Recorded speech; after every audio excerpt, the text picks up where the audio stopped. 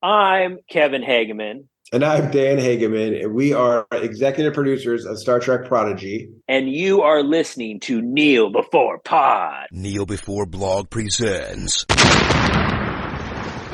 Kneel Before Pod.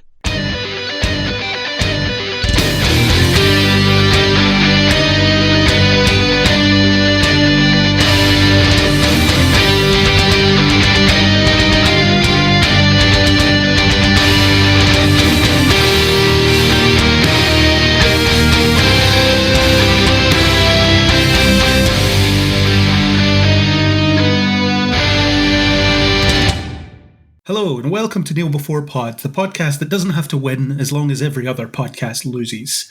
I'm your host, Craig, and we are here to discuss the news, trailers, bits and pieces, things, and reveals, and so on from the month of January 2023. And joining me is my fellow news victim up for his turn this month. It's Aaron. Hello. This has turned a bit dark, I think, already, actually. I mean, I know I'm supposed to be the one in the podcast that likes that, but it's still a bit dark. We're going to try and make everybody lose, and we're a victim. There's quite a bit of horror on the list, so it seems like good company. It's not just modern internet, then. The modern internet has beaten us down into submission.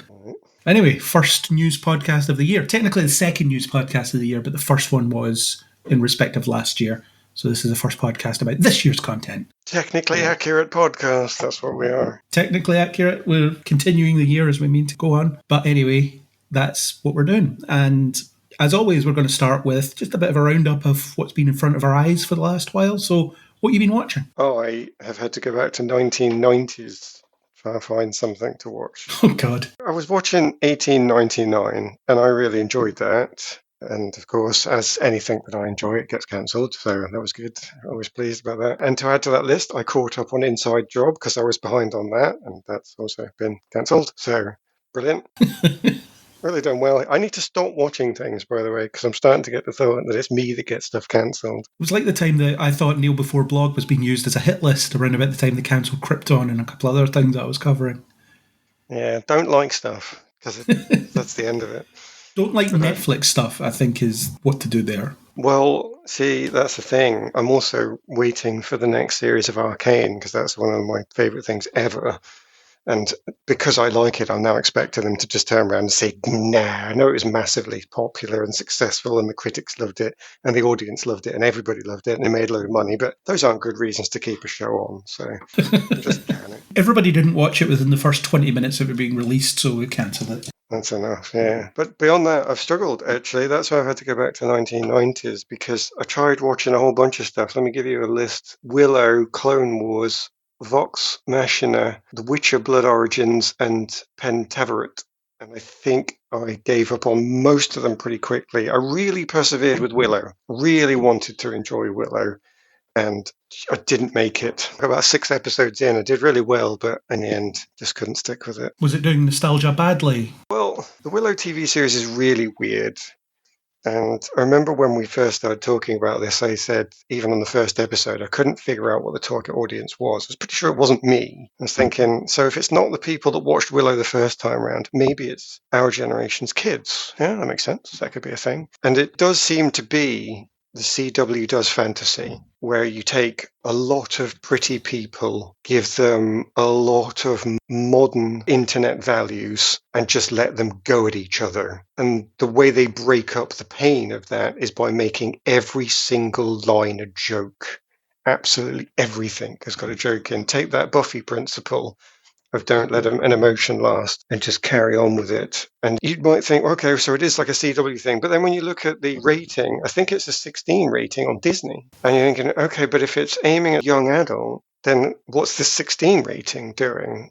Because you've got to at least pretend that you're aiming at 13 or 14-year-olds. You can't just say, oh, they're going to watch it anyway. That doesn't fly past the censors, I'm sure, where you just pretend you're going for a different audience than you've rated it. So I really couldn't figure out what the target was, other than just the internet at large, which wants a very, very angry, unlikable young woman to prove that she's better than everybody else. And I'll say that happily, knowing I'm going to be cancelled for having said it. But unfortunately, one of the main characters is a walking stereotype. It's a bit of a shame she doesn't really get any development. And Willow's kind of a strange addition to the group as well. I just got lost in it. I just couldn't figure out really what was going on. Well, not the plot was very complicated, but what the whole series was trying to say and who it was trying to impress and what it was trying to build towards. Yeah, lost. Completely lost. I haven't heard good things about Willow, actually. I haven't really heard much about it. Anybody that watched it was sort of lukewarm to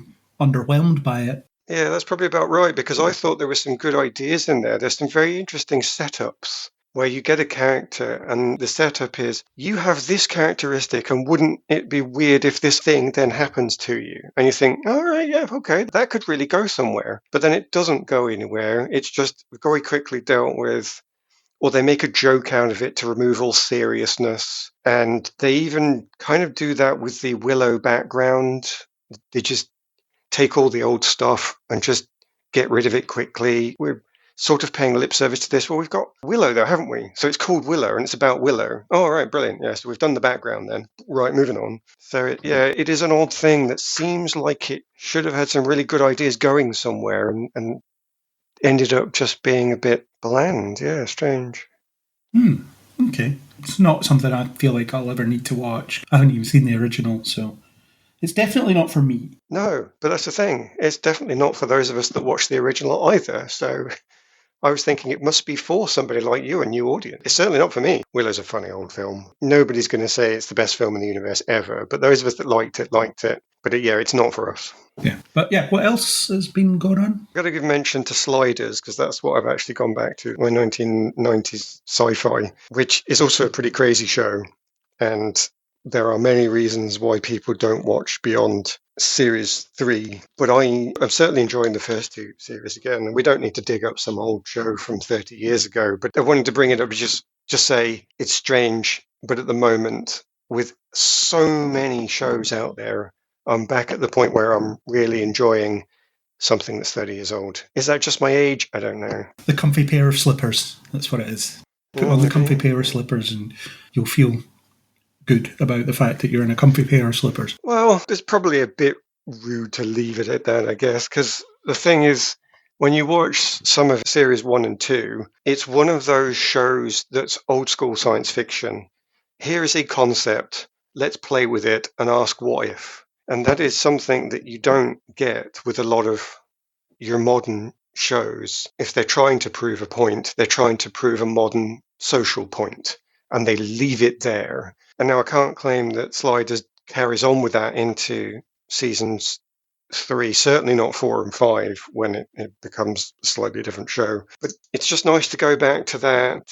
We've got something we want to investigate in this science fiction way. And I'm not saying it's genius, but there's more intelligence to it than half of the stuff that I've been watching lately that's modern. Maybe there's good modern stuff out there, but it's drowning in the sea of content that is.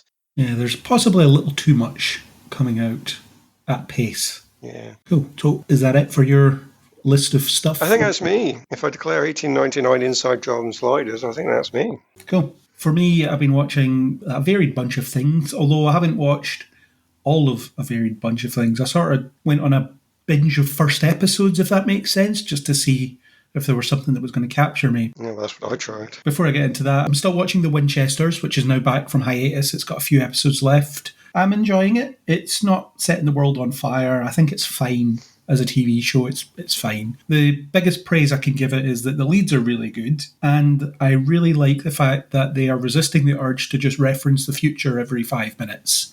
Because you get that in a lot of prequels where it's, oh, remember that thing that hasn't happened yet? Here's a nod to it. The Winchesters almost never does that. Cool. And the temptation must be there. So they've either been told not to do it or they're very deliberately trying to do their own thing. I don't know which. But they're managing to at least deliver something that isn't just, here's supernatural references the show, which I appreciate. There's one of those YouTube videos, I need to remember it, where they do a jokey Mandalorian. Just reminded me of that, and I think I'm going to have to find the joke, at least for the show notes. It's something about when your praise for the show is based on something so weak, and somebody says it does the bare minimum, which, given whatever else we're looking at, feels like looking on the face of God. And that was just the most hilarious thing I ever saw. It's just such a shame that this show is not falling into this normal pit trap. That makes it one of my favorite shows. It's not good or anything, but at least it's not failing awfully. Terrifying. I think if I was a newcomer to the supernatural universe, I'd have given up by now, because I don't think it does certainly enough to stand on its own as being great television in the way that, well, Supernatural started in a very different TV climate anyway, but that first season was really gripping. There was a reason to keep watching every week because of what they were doing and how they were doing it, whereas the Winchesters, it feels like it's treading water a little bit in that respect. Or maybe that's just how I feel about it, but it feels like it's kind of banking on the fact that I watched Supernatural for 15 years, so maybe I'm willing to watch it for a 16th. We'll see what it ends up being and whether it gets a second season or not. But I'm never compelled to turn it off when I'm watching it. It's never bad. It's fine. And I'll keep going with it for that reason, I guess. It's a weird one. It's not great, but it's pretty good. And it has moments of greatness here and there. Take of that what you will. If you're a new Supernatural fan, try and watch it and let me know what you think of it, because I don't know. I don't have that perspective. Given that I've downed 15 years of my life into original Supernatural, I feel like I owe it to watch this spin-off, but not brought myself to yet, primarily because you keep telling me, yeah, it's all right. You're not really inspiring me to get into it. Maybe wait till the first season's finished and then start it then. Binge it. It's only got 13 episodes. It's not got long left. I think it was episode 8 was the last one I watched at time of recording. There'll be a 9th by the time this releases, going into 10th. But reviews of every episode on the site. So I continue the tradition of reviewing Supernatural. In case you're in for life, if this gets 15 more series as well. Oh God, I can't see that happening. The CW is rapidly changing, and I think everything that's currently on the CW will be going. Certainly the genre shows on the CW will probably be going out the window. Once the contracts run out, essentially. I think that's what will happen, but we'll see. In terms of first episodes that I watched, and some of them was more than one episode, I watched the first episode of Velma, which has been getting a lot of press for being terrible. Not allowed to call it that, by the way, because if you say it's terrible, then you're obviously horribly racist, bigoted.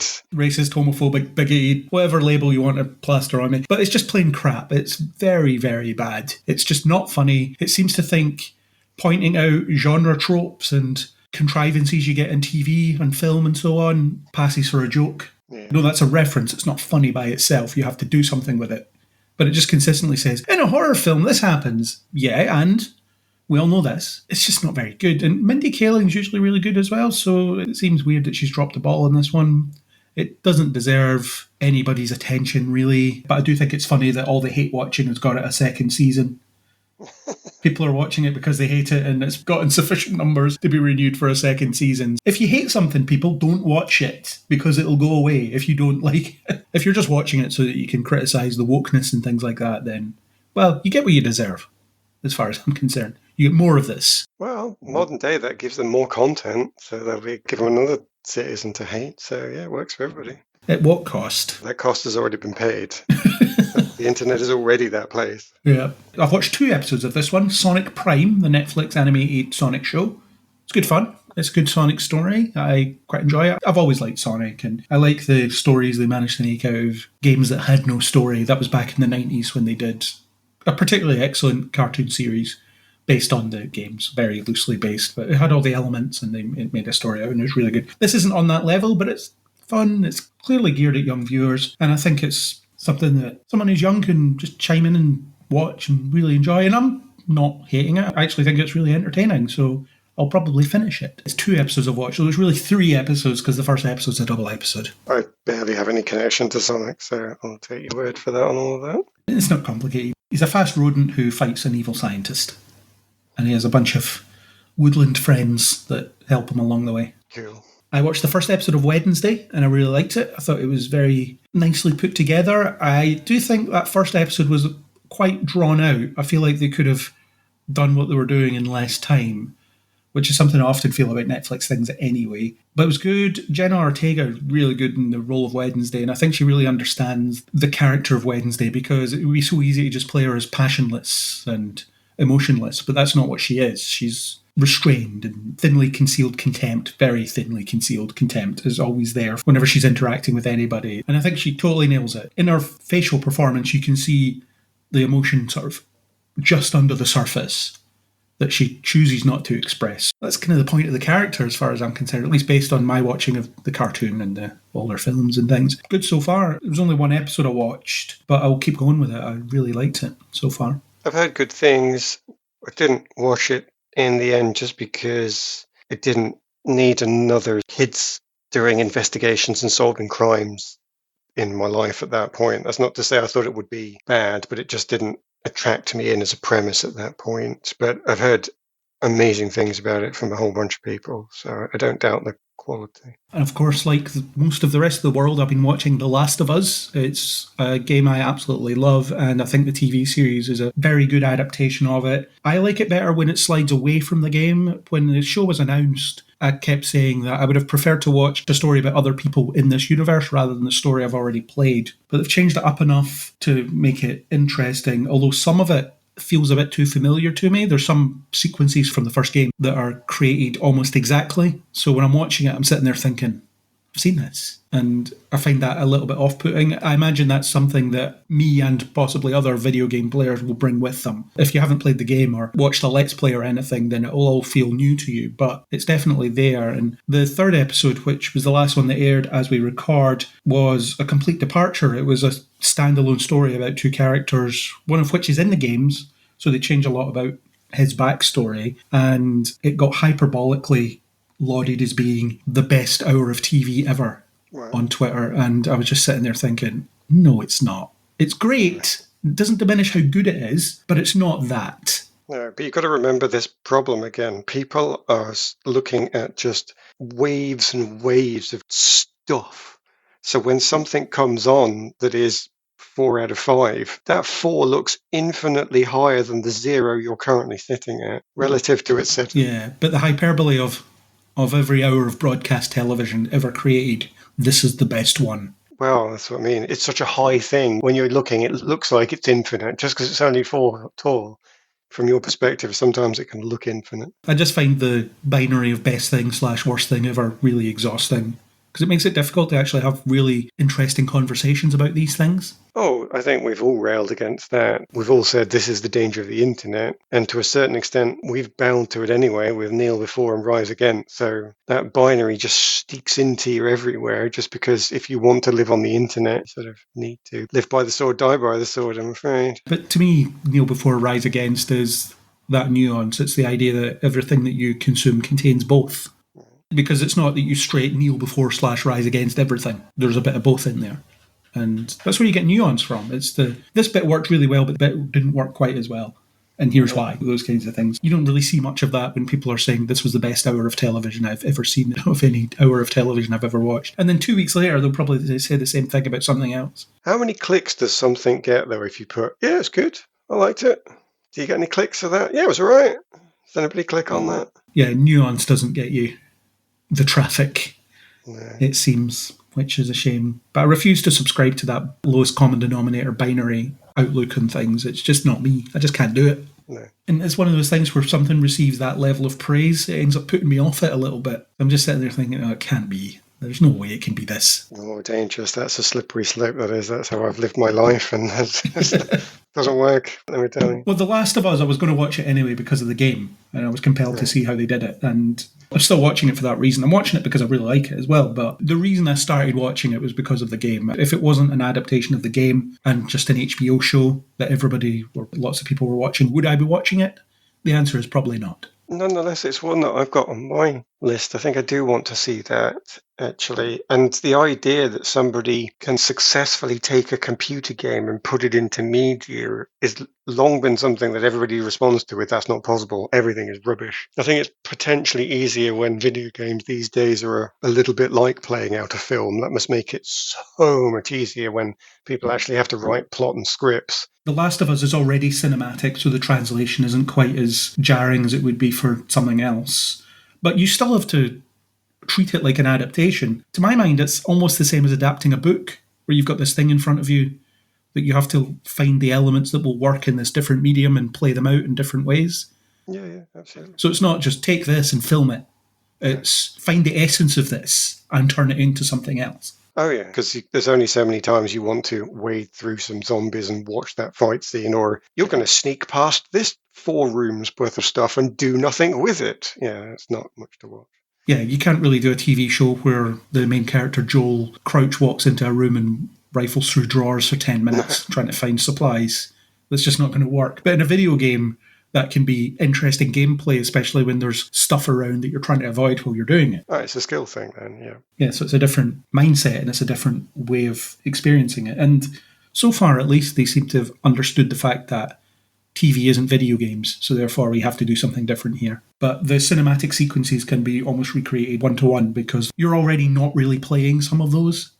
You're pressing forward while it happens or something like that, or you're sort of running around in a very contained area until you cross a invisible line that triggers the next cutscene and things like that. So it's very easy to turn those into set pieces anyway because they are on rails already. But yeah, if it's on your list, definitely check it out. It's very fun. Fun? No, it's not fun at all. It's quite bleak and hard-hitting, but it's good. It's very good. That's my sort of thing. Even more bleak, yeah. Yeah, I've watched a couple of older shows as well. For some reason, and I can't express why, I don't know why I decided to, but I started watching Suits, and I really like it. I do quite like legal dramas. I watched the first episode just for something to do, and then I've been chipping away at it for the last while. One of the seasons I got to, season 4, was a bit soapy, and they weren't doing it very well. But season 5 seems to have picked up a bit, so quite enjoying it. I don't know if it's something you've ever seen, and no, it's not something I watch because Meghan Markle's in it. I don't really care about her affiliation with the royal family or not affiliation with the royal family.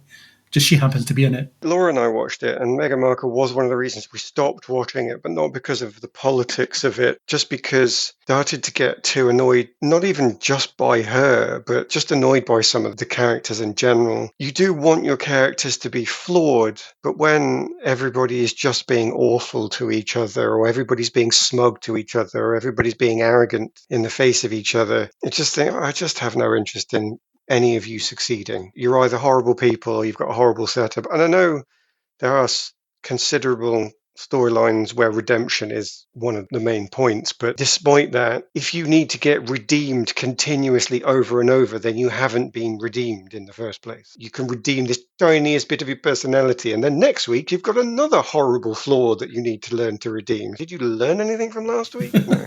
So it just got a bit too, the characters were just a bit too smug and annoying half the time, or they were a bit too self-righteous and annoying for me, and we both end up stopping it. I don't like Meghan Markle's character in the show. I think she's selfish and entitled most of the time, but some of the other characters I find really interesting, and I'll keep going with it at least until I decide not to keep going with it. Or maybe I'll finish it, I don't know. But it's something that I feel that I'm enjoying enough to plod along with whenever I've got time to watch an episode, and then if I drop it, I drop it. It's one of those. It's not going to bother me if I end up just disengaging with it at some point. Yeah.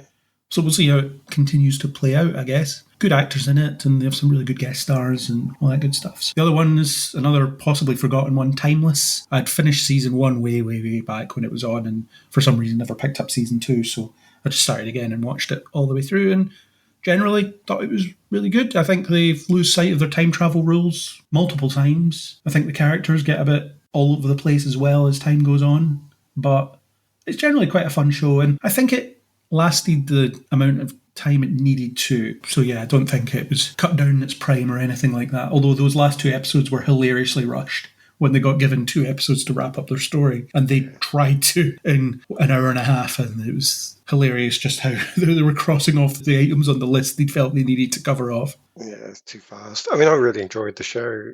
And I won't challenge what you've said about it, but I did get enjoyment out of it. But I think any show where they try to wrap up, for the fans, it's never going to work in that short amount of time. No, definitely not. One thing I forgot to say when talking about Suits is there's maybe a podcast discussion to be had at some point about most popular occupations depicted in fiction. You've got things like lawyers and doctors and things like that. Why those? What makes them the ones that are most interesting dramatically? Maybe there's something in that. I suspect there's a simple argument around why do people watch royalty? You want to see people at the top. You want to see people doing well and what it's like to be up there. But by all means, launch it and give us an agenda and we'll have a look. If listeners want it, then we can think about it. But that's it for TV. Film, there's been less. I saw Babylon. the Damien Chazelle film. I didn't really like it. It just wasn't for me. I know a lot of people are liking it, and I know it's very polarizing for some people as well, and some of it's very difficult to watch in terms of how explicit it can get. So I personally wouldn't recommend it. I've seen it advertised on a bus, but never actually done anything about going to see it. So, yeah, I'll leave your comments on that. I saw Plane, the Jerry Butler film, where he's a pilot. They crash in the middle of a war zone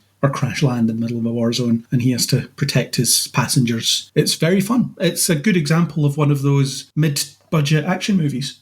Something that seems to be a bit of a lost art, but some effort was put in. I'm not going to say it's perfect, but it was good, and Gerard Butler can carry these things really well, so I'd recommend watching it. It's got Luke Cage in it as well. Not the character, but the guy who played him, Mike Coulter. So give it a watch if you feel like you could spend an hour and a half watching it. And the last thing is The Legion of Superheroes, which is the latest DC animated film. I thought it was really good. The recent slate of DC animated stuff has been very, very strong, dipping into more obscure parts of the universe some of the time. So you've got characters like Superman and Batman in these stories, but they're secondary players in a lot of them, which is a good thing for expanding out, because I've criticised the animated films, and we'll talk about that later, for having too many Batman films. So it's nice to see, oh yeah, let's play with the Legion in the 31st century, or let's play with Green Lantern, who hasn't had as much attention as they should have, and so on. But Legion of Superheroes is really good. It's worth a watch. What you've said does seem to link perfectly into a certain announcement that just has been made at a certain time today. Yeah, we'll talk about that more in a bit. So that's me for TV and film. So that's quite a few things, actually. I've been quite prolific. I think I went for the first episode watch of a bunch of stuff, so I'm not just talking about the same 3 shows every month that I've been watching. So I had something different to talk about this month. Is that personal growth? I don't know. It's something. You thought about your audience. That's good. I did. I gave them some thought. Do you have anything to plug before we move on to trailers? Plug? Oh, I don't know that I do plugs. No, I'm just me. You're just you. The plugs I've got are connected to Legion of Superheroes. I did some interviews. I interviewed the director, the writer, the supervising producer, and an actor who's in it. Yuri Lowenthal was the actor. He also voices Spider-Man in the PS4/5 games. So that was really cool to talk to him. He voices Mon-El in the film. So it was really cool talking to him for 10 minutes. Those interviews will be on your podcast feed by the time this comes out. I quite like doing the press for these things because you get to talk to some really interesting people. Meg Donnelly, who's in the Winchesters, is in the film, but I didn't get an interview with her, unfortunately. She voices Supergirl in the film. Anyway, shall we think about some trailers? By all means. Oh, hold on. I have to take this phone call. I will be back in a moment. Well, we'll see you when you get back. If you get back.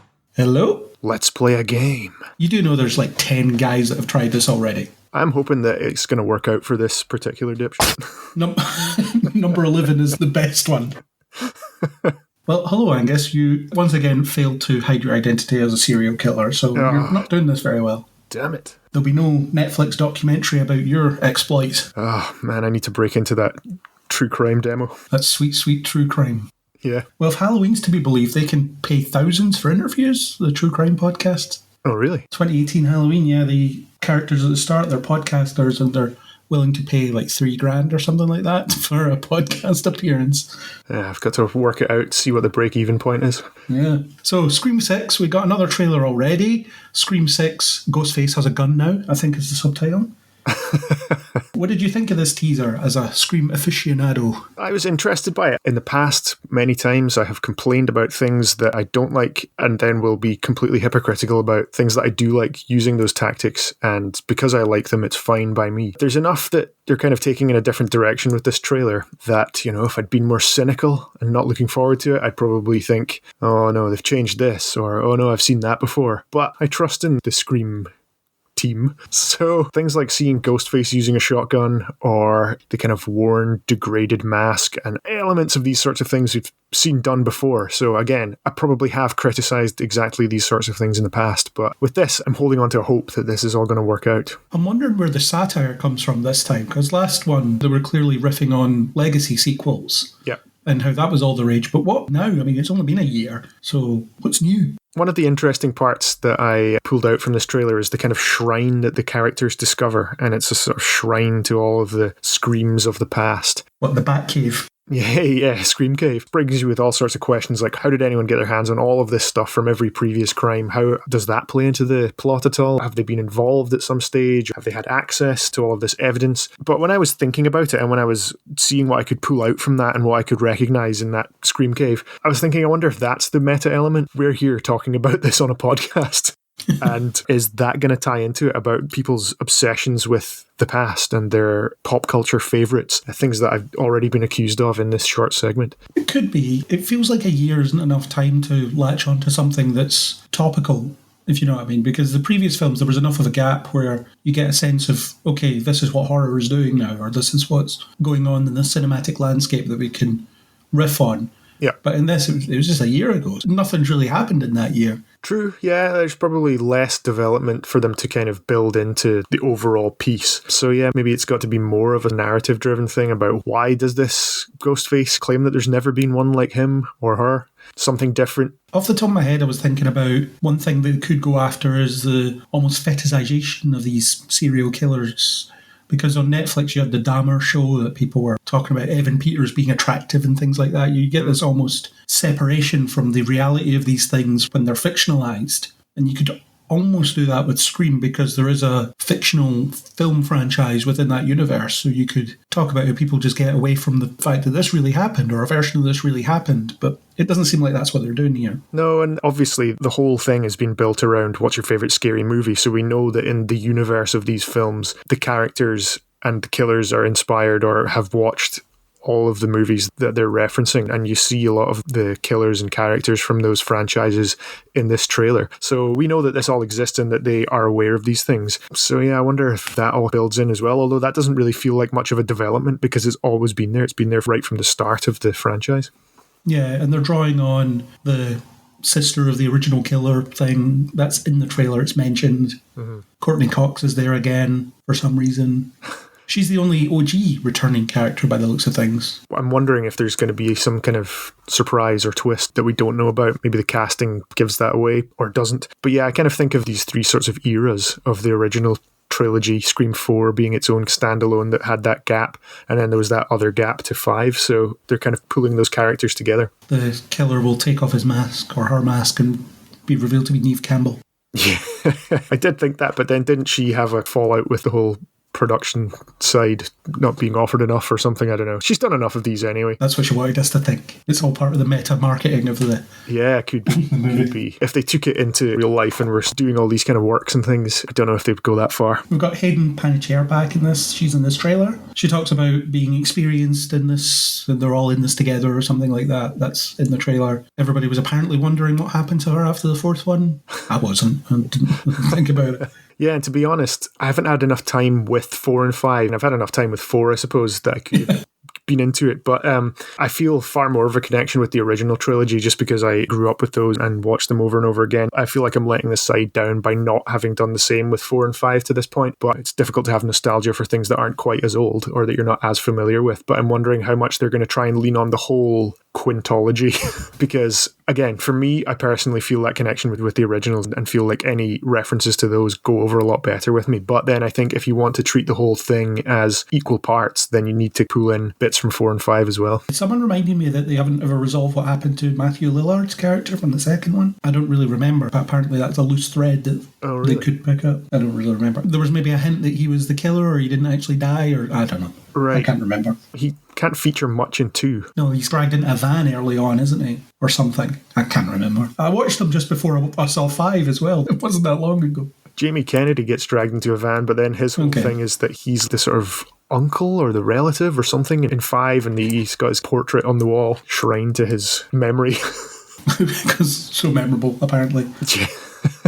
Randy. But Ghostface has a gun, which seems more practical than anything else. Yeah, it's quite strange to see. I'm sure the people who are under the mask have used firearms once they're unmasked, but yeah, it's quite odd to watch Ghostface stalking around with a shotgun. There's been some really good memes cropping up with the convenience store setting, just any convenience store in other films. They splice in the picture of Ghostface with whoever. They did it with Andrew Garfield in The Amazing Spider-Man, for example. Him looking at the shopkeeper or whatever, and then the next frame is Ghostface. So they've done that with a few things. So that was quite entertaining. Oh, I'm sure there must be so many you can do. Like Venom, there's some fairly famous convenience store scene.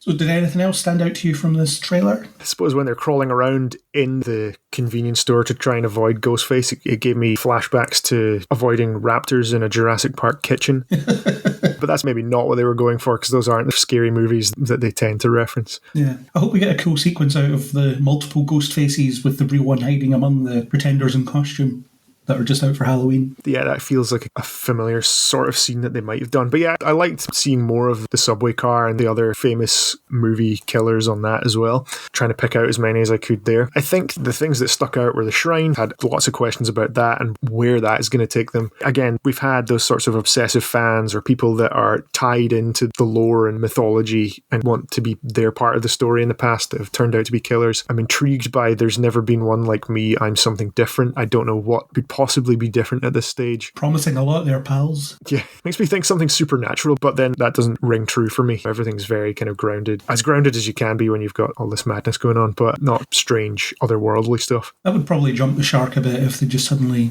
introduced ghosts and whatever. Yeah. It was a bit odd to see the ghost of Billy in the previous one. He wasn't a ghost, he was a memory, but you know what I mean. I suppose, yes, that was a touch that hadn't happened before. That did feel a bit out of place. Yeah, I suppose it just expands a bit more. I think what I said last time was that I was slightly nervous about the city setting, but I like seeing it now. I like the more development you get in this trailer and the possible references to Jason Takes Manhattan or Muppets Take Manhattan, possibly, because there's all these other references to other movies. It's digging into the same sort of stuff that we're used to with this franchise. Home Alone 2, Lost in New York. Could be a reference to that in there somewhere. Could be. Watch out for Donald Trump. Just in general. Yeah, just a piece of advice. At all times. Freddy, Pinhead, Babadook, Trump. He's probably on that subway car somewhere. He will be. Someone will be dressed as him. He'll be a Halloween costume. Yeah. That is truly terrifying. Maybe the next generation of slashers will have an inside-out Donald Trump mask that the killer wears. Yeah, we've reached peak horror. Definitely. Before I let you go, we should talk about something else that very few others will have any interest in. Maybe you don't either, but we have a special coming up. Power Rangers is turning 30, which is insane. Physically wounds me to see that is turning 30, but it is. And they're doing a big special on Netflix, which looks like a special episode that they're bringing back some old faces. And let's face it, some of those faces do look kind of old to team up for something. The featurette they released is just this collection of people that are really excited about being back and really eager to be in costume again and loving the legacy of what they have created or helped create and things like that. What did you think of this teaser of the special that they're making? About the retro Rangers. Well, I was impressed by how good some of them look, and then, as you've just suggested, some of them maybe less so. And I also wondered about what a lot of these people have been up to in the intervening years. Some of them have probably seen a bit more success than others, so that might explain why they're a bit more excited about being called up again for one last go. They've just been going to Power Rangers conventions for the last 30 years and dining on that. Of the people that are featured in it, who do you think is the most successful? Who's had the most post-Rangers success? I'm honestly not sure. I know that the original Pink Ranger, Amy Jo Johnson, she turned down appearing in the special because they offered her something, but it wasn't enough for her to return, so it wasn't worth her while, apparently. But she's been fairly successful. She's had a successful-ish directing career. She directed and financed her own film, or crowdfunded her own film. She directed an episode of Superman and Lois, of all things. So her, Jason David Frank, who is no longer with us, he took his own life a couple of months ago or a month ago, which is awful. He was probably the most successful, as in he managed to spin out his time in Power Rangers into a business of making his own dojo and all his martial arts stuff, and it helped him prop up his career. That I think a lot of the actors on this have been doing martial artsy or physical stuff, so they haven't really acted so much. Let's face it, they're not great actors, most of them. They're fine for what Power Rangers was, and you sort of glom onto them as characters and you really engage with them that way. But they're not the best actors. Even Jason David Frank is not a good actor. But he managed to have a presence that lasted over time, and I think that's the same for most of them. But I think they all spun off their own projects, kickstarted by their fame from Power Rangers in some way or another. So whether that be athletics or gymnastics or whatever, they got into all that. Yeah, and I think those performances all lasted and obviously resonated with enough people to make it very successful back in the day, and all of those kids who were watching it back then are now, sorry to say this, 30 years older.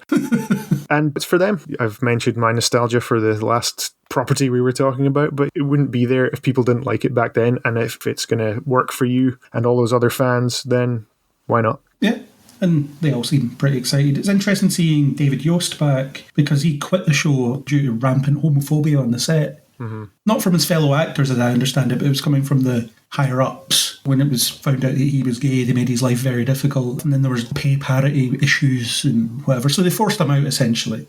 Yeah, and that's a real shame. But I suppose it's good to see him back and that obviously there's been some kind of resolution there. Yeah, it's probably that the people that were doing that to him aren't there anymore and he's back. But yeah, I'm glad that he's obviously happy to revisit this, and it couldn't have been a very easy time for him back then, so great that he's in a better place. It's interesting seeing those costumes in HD.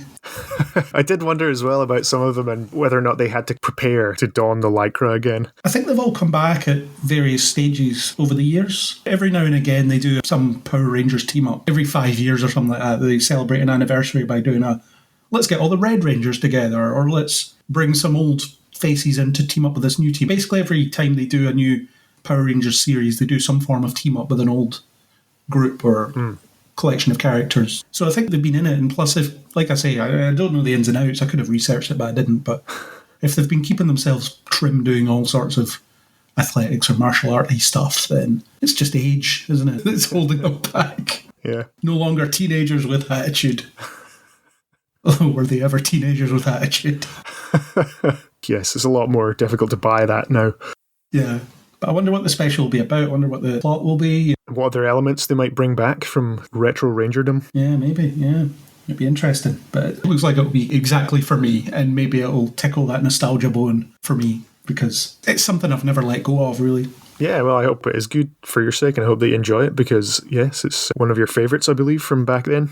Yeah, I think once you're into something, or once something makes an indelible impression on you at a young age, you just can't get rid of it. Yes, we've probably encountered many of those topics over the years on this podcast, all the things that I will irrationally love just because I was exactly the right age when they hit me. I always remember seeing the trailer for that Transformers movie that had the Dinobots in it, whichever one that was, and you'd talked about how much you hate the Michael Bay Transformer movies, and then you were like, oh god, Grimlock, yeah, I have to see this. I know, I can't help myself. And then you saw it, and it was probably exactly what you expected it to be. Yes, it was as disappointing as I expected. I couldn't help thinking about a robot that transforms into a T-Rex. It's the abused spouse syndrome, isn't it? Maybe this time. Maybe he won't hit me this time. If I give him one more chance, maybe this time he'll change. Michael Bay will never change. But yes, Power Rangers, they're doing something with it, but don't know what. It's just in April there's going to be a special on Netflix, which I may not have access to by April, depending on what they do with this whole password sharing malarkey that they're planning to do. But I've no doubt that you will get your hands on it and probably end up talking about it here, unless, as you said, there aren't that many contributors that you're able to convince to talk about Power Rangers. You could just do a monologue. Even though it's our most popular episode. Maybe this is it. This is the long overdue follow-up. Yes. It has to be. Anyway, I must get back to Aaron so that we can continue discussing the news of the month and other trailers and other things. So thank you for threatening me once again. You're very welcome anytime. There won't be any more screen chat before the film is out, so we'll see how that pans out. Someone will talk about having seen it on a future news pod, probably. Yes, they will. Indeed, they will. Thank you again for threatening me. I will go and cower and fear for my life now. Do so accordingly. Okay, I'm back. Angus did not kill me. He said he might phone you next to kill you. All right, okay. Well, not answer then. Does that get me out of it? You just don't answer? Does that work? No, I think he'll just jump out of the closet or something and stab you if you don't answer. All right, well, I've got my pen here that I'm taking notes with, so I'm ready. The phone call is just a preamble that gives him some fun before he does the killing. It's almost like the modern iteration of Scream is the person Googles the number before they answer it, because that's what we all do now. Exactly, yes. I don't recognise this number, I'm not answering it. Anyway, that was that interlude, first of all, to talk about the Scream trailer, but let's move on to trailers. So we've got the Ark. I left this on even though it will be out by the time this goes out. It'll have started by then. But I just thought it would be an interesting sci-fi thing to put on here because we're both sci-fi people. So what were your thoughts on this trailer? Well, the word interesting is interesting because I'm afraid my first thought was I don't think I'm going to remember this in a few minutes after having watched it. I didn't see what was original. I didn't see what was going to grab me. I didn't see what was not been done before, whereas the new plot. So I have already forgotten the trailer, I think purely for that reason. Did anything actually grab you about it to say, oh, yeah, you must watch this? Now, my notes are quite similar to yours. I said familiar premise. We have seen this ship in distress, breaks down, they have to survive somehow type scenario before. I think the acting, based on the trailer, looked very dubious. Yeah. You know when you can tell someone is acting rather than an actual performance when you feel like you're just watching a character. You feel like you're watching a real person. Yeah, they're not in the moment. Yeah, I felt like they were acting, and that really put me off. So, will I watch the first episode and talk about it next month? I don't know. We talked about it when the premise was announced some months ago, and I think Chris said he thought it sounded really cool, and then All right. it seems like the end product based on this trailer is a bit underwhelming, but I don't know, maybe it's just a bad trailer. Good marketing in that first instance could potentially be bad marketing in the second. But to me, the bits that the marketing team picked out, I wish I'd been clever enough with my notes, but I wrote down that one scene is effectively the same as Danger Will Robinson. You know, they'd hit every base that they could think of from previous films or TV of this nature. Yeah. So if you are just going to recycle ideas, that's bad. If that is just, as you say, a bad trailer that the marketing team have put together and it missells it, then fine. But unfortunately, based on what I have seen, I wouldn't go near it, which is a shame. Yeah, okay, let's move on. There might be some more detailed thoughts on it next month if anybody watches it. Who knows? Renfield. That's the film where Nicolas Cage plays Dracula. I thought the trailer was cool. I'm not a huge fan of Nicholas Hoult. I find him bland most of the time, but there's plenty of manic energy in this trailer, and I love that it builds to the reveal of Nicolas Cage, and then when he appears in full Dracula regalia, it does not disappoint. So I think this is going to be a lot of fun. It's undeniable that sometimes you can just go, Nicolas Cage, ha ha ha, and everybody goes, yep, that's Yep. right. And I think this is one of those ones where you can do that and everybody's fully on board. I really liked Renfield as portrayed as somebody who was just fed up. And he could do it, and he could fight, and he could solve various problems, but I don't want to. And that kind of won me over, I think. And it was fun and entertaining. I'm not somebody who watches Nicolas Cage. I'm not somebody that even necessarily enjoys Nicolas Cage making fun of himself. I don't really get much out of it. But this was enough to win me, although I don't think it was seeing him come out with the build-up. If that had been all it was, I'm not convinced that would have done enough. So it really was the Renfield character himself got me, and I would give it a go. Renfield is your bored office worker who's been doing it for too long almost. Well, more than that, he's actually working for a really hideous big pharma or big oil company, but his contract won't let him out of it. So he knows he has to do these horrible things and murder a field full of seals just to cover up the oil spill. So yeah, well, I'll go see this for sure in the cinema, and I think it'll be fun. Polite Society. This seems to be a festival darling.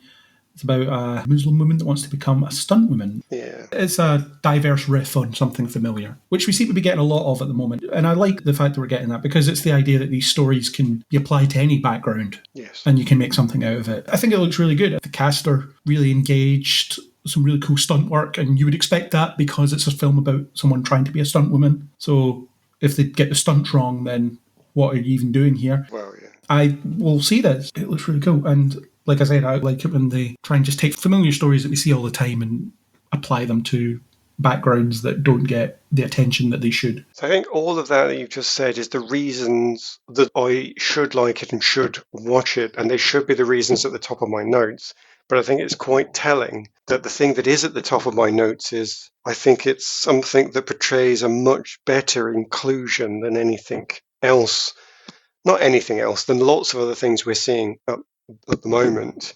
And you don't want that to be the big topic. You don't want that to be the big sell. And I don't think it is. I think it should be just what you do as the base point, and then you move on and talk about all the good things that it actually is. But it stuck out to me that they didn't seem to try and destroy anybody, cancel anybody, or riff on what's awful in order to sell the film at all. They just sold it on, here's some really positive things that I want to do. And it's not necessarily going to be easy, and I'm going to have to fight for it. I'm going to have to try and prove myself in this challenging world, but didn't have to lose half of the trailer to just attacking and vengeance. I do need to put that aside then, because I say you don't want that to be the headline, but it's so hard in this modern internet web of pain to not focus on it. But to end on it then, and go back to what you said, yes, you watched it and you saw that effort put into story and the stunt action, and it was inviting. So I would also definitely watch it. Yeah, it seems to be built around the "my mother doesn't want me to do this" conflict, which again is something that you can apply to almost any background, because parents not wanting their kids to go down a particular path in life is a very old story. Yes. Well, any conservative household from any nation or cultural background will have that. We don't think you should do this other. It should make it very relatable, actually, outside of the culture that it's been written in. Yeah, that'll be out fairly soon, in the next couple of months. The next trailer is for Beau is Afraid. I probably won't watch this. It seems a bit too out there for me. The Ari Aster films I have seen, I think I've only seen one of them actually, Hereditary, which I didn't like. I didn't see Midsommar because people told me it was really gruesome, and I don't do well with gruesome, so I didn't watch it. But this, it doesn't look like it's my sort of thing. It seems a little bit too weird for me, so I think I'll swerve it. This is definitely one for me. I just feel for that main character straight away. The idea of an analysis of what's real and what's catastrophizing is something that's going to immediately appeal to anybody. I say appeal to, it might be too horrifying, but it appealed to me as somebody who has that anxiety concerns to deal with. Just looking at someone going, oh yeah, if I let myself go that far, yeah, I could do that. And I mustn't. Somebody's really taken it to that extreme. So I definitely have to see this. Have you seen Ari Aster's other work, the ones I referenced? The only one I know of is Midsummer, and I haven't watched it because Laura watched it. And we had a discussion about it afterwards, and she was telling me, so there's this, and this. And it sounded awful. It just sounded truly awful that they'd got some real cheap points in there that weren't earned or built on or meaningful. It was just, look at this lovely thing. Oh, isn't it lovely to look at? It's meaningful. No, you didn't earn that. That second hand, I haven't seen it, but Laura really talked me out of seeing it. So I could end up in exactly the same response going to see this myself, and maybe that will actually help me if I've got one good thing and one bad thing going in, because I won't hopefully fall down to the problems of expectation. If I know it could go one way or the other, I won't be watching and waiting. So yeah, this is definitely one for me. Cool. You did say that Laura is a harsher critic than you in a lot of ways in terms of how quickly she'll turn away from something. Well, very specifically in that one thing, they say that you've got to catch people in your opening scene if you have any hope of making them watch the rest of your story. With Laura, you've got 1 or 2 minutes and she'll turn away. Very unforgiving of somebody's opening. It has to be that good, or she'll take it as no, the rest of it's going to be exactly like this. That's hardcore. It is. It's telling that she watched all the way through.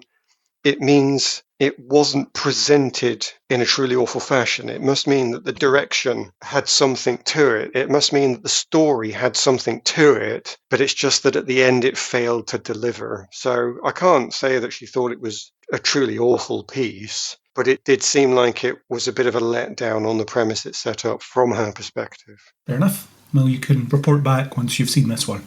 Well, yeah, fair play. Next up, we're back in video game adaptation land again with a sneak peek at Gran Turismo, which is more of a featurette than a trailer, but there is some footage of the film itself. Basically, it's a video game adaptation, but it's Gran Turismo, which has no story, so it's just a racing film, really. In Gran Turismo, you don't play a character at all, but you're a racing driver that's starting a career as a racing driver, and you progress through it by driving through cups and stuff. There's no narrative there, but there is progression. You can turn that into a story easily enough. You have your driver that starts from nothing and becomes the best. But I was quite captivated by the cinematography of the racing that they showed in this sneak peek. It kind of looks like it could be the Top Gun Maverick of cars, which is pretty cool. And it has to be. If it's Gran Turismo, you have to be aiming for that. There's part of me that didn't get it for that, though, actually. I think if they'd have said, here's a racing film and here's this big story, and you say the Top Gun of racing, well, this drama happens. But the preview that we got was a lot more of interviewing the drivers about their interesting career. Like, okay, well, you're going to do a race and then interview people. You keep referencing Gran Turismo. Oh, well, okay, but aren't they just the sponsor? They just want you to say the words often enough so you think, oh yeah, I've got that game in my cupboard, I'll go and play that. Or there's a new one coming out, I assume. I mean, I've not seen anything. There was a new one last year. Right. But I don't know, I just got so hung up on the fact it's Gran Turismo. All right. Okay. Tell me who your sponsor is, but I'm not bothered. I think I would have felt more interested in it if they'd have done, as you say, the Top Gun. If you see the Top Gun trailers where you've got not just the flying, but the drama that goes with it and the threat that goes with that flying. I'm not saying I wanted to see cars crash and explosions and bombs and so on, but I needed to see that drama sequence. I needed to see somebody lose a race, I think, or somebody win a race, or the bad guy do something that prevented the good guy from succeeding. I needed that. The fact that it's just a racing car film wasn't enough to grab me. Maybe that's the one where they tried to grab the people what had played the game. And then I would understand that. If that's what that was aimed at, then I would say, yes, you're right, a massive success.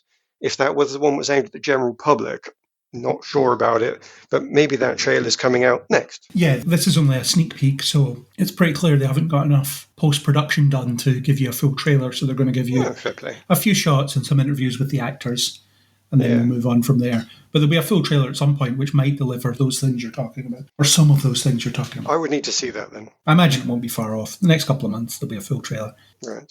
But yeah, certainly what they showed of the racing looks really cool. Because there's been infinite racing films, so how do you make it dynamic? And it looks like it's going to be, we're really in the cars, and we're going to spin the camera around the cars in ways that no one's done that before, and whatever. That's why I said the Top Gun Maverick approach, because that film does things with flight sequences that have never been done before.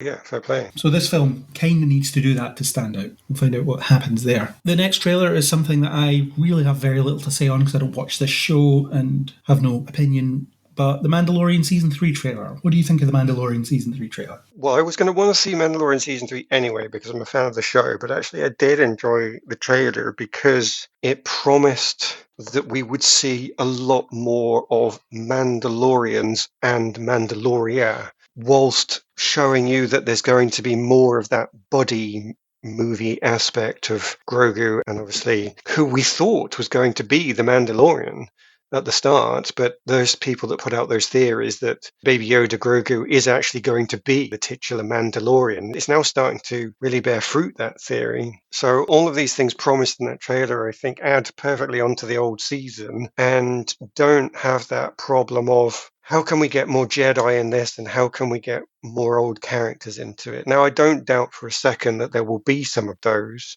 There's a lot of Jedi in the trailer, isn't there? Well, there's Jedi flashback in the trailer. Looks like Order 66 again. Which is relevant to Grogu's backstory. I mean, I'm not saying that it's definitely going to be valuable and worth seeing. It's just that it could be because it's connected to him. It's not connected to Luke Skywalker. It's not connected to Yoda. It's connected specifically to one of the children that escaped. And it's going to be a very important thing for his character to have to deal with his fear. Because you've seen the previous stories. Luke had to deal with his fears and passed.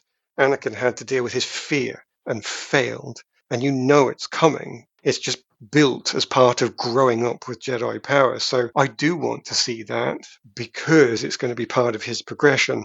Harder because he's a wee toddler that can't speak. So that's why you often have to have your Ahsoka and your Luke in there because they need to be able to vocalize Grogu's journey, which is an interesting choice for something that we originally thought the character that was going to be a mascot is now going to be a central emotional character. I have to admit, I'm thinking, how on earth are you going to do this? But so far, as I say, they've solved it by bringing in other characters to talk. And I don't want to see a lot of that, but I don't mind seeing some of it as long as it's played out with his choices in the show, in the plot. And there's one part at the end where he blatantly uses the Force in what could be quite a callous manner. This big, huge threat. I just knock you aside and I walk up. Am I in danger of laughing? Well, that's a bit Sith if you're going to actually start looking down at somebody and judging them as lesser than you because you can use that Force. So they can bring that development of his character into his actions still. So yes, there's Jedi in there, but the majority of what's in the foreground plot,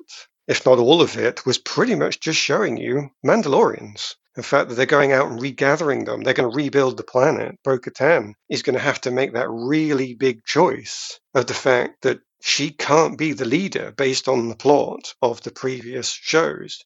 And yet she has to be the leader according to what she wants. And that was one of the most brilliant points of the end of that season, where they had to deal with who got the Darksaber and how.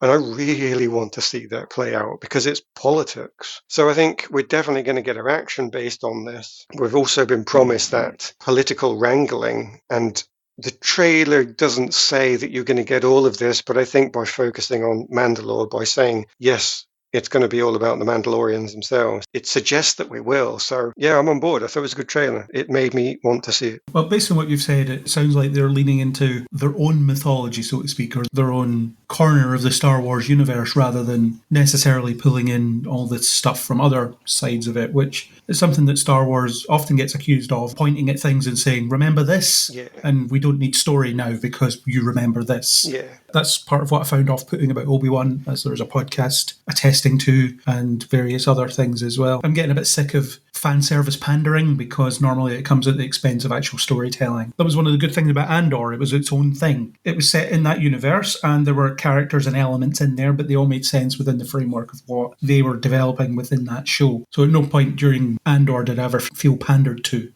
as a fan of Star Wars. I felt like things that were there needed to be there, rather than we're just there because you'll recognise that person or whatever. If The Mandalorian's doing that, then more power to it. I'm not going to catch up and watch it, though. It's too late. It's not for me. But there will be Star Wars things that I will engage with. Not everything in a franchise has to be for me, is something I always say. I think Andor is definitely the best they've done in the modern Star Wars. I won't deny that. Agreed. Mandalorian has still been one of the most enjoyable shows that I've watched in a long time, and it's on our list of stuff, has the rare pride of place of being something I'm really looking forward to. It'll be one of the few things that I will watch it the day it comes out. They've earned that for me, which is something that I find I rarely give to any show now.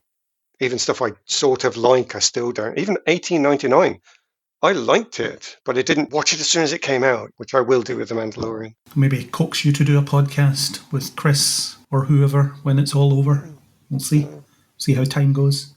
Right. Don't hold us to that, listeners, because sometimes it doesn't happen.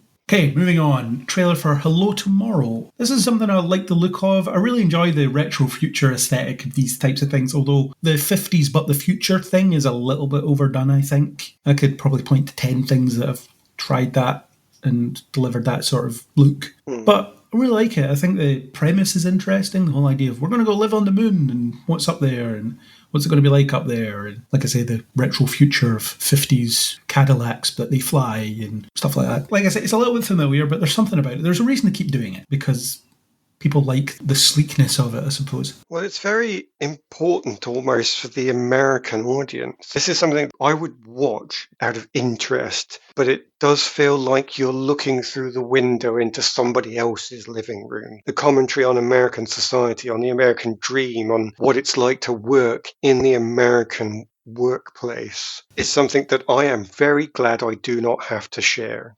I don't envy the American working life at all, because it's sold as this, you can achieve godhood by working hard.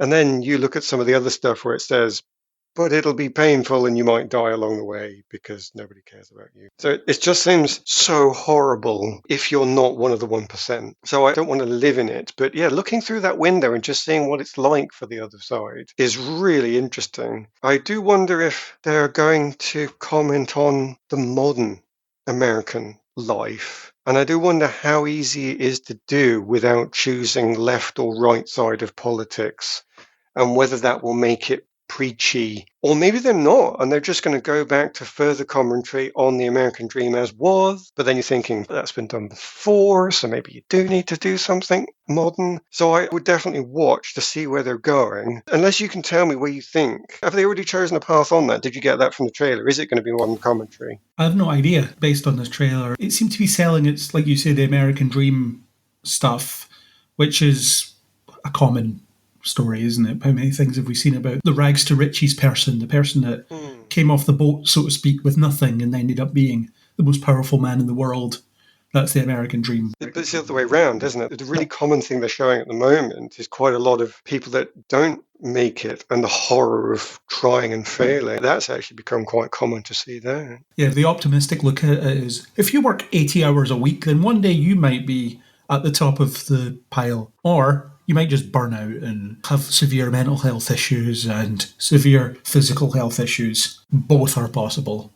Most people end up with the second one, to be honest, but everyone that succeeds gets to stand on you, so it's all possible.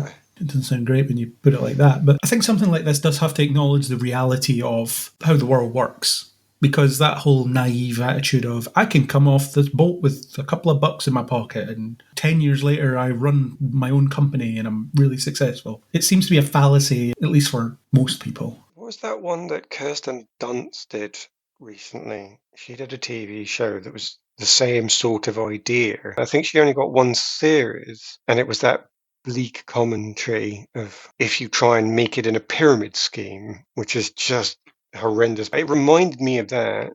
And I don't know why Kirsten Dunst didn't get picked up for another series, and whether the same problem would hold this one back. It's just, no, that's too grim. We don't want to see it. We need to see something that's a bit more happy and positive, please. Because if the Americans aren't watching this, then can it be popular? Because it's about them. I don't know.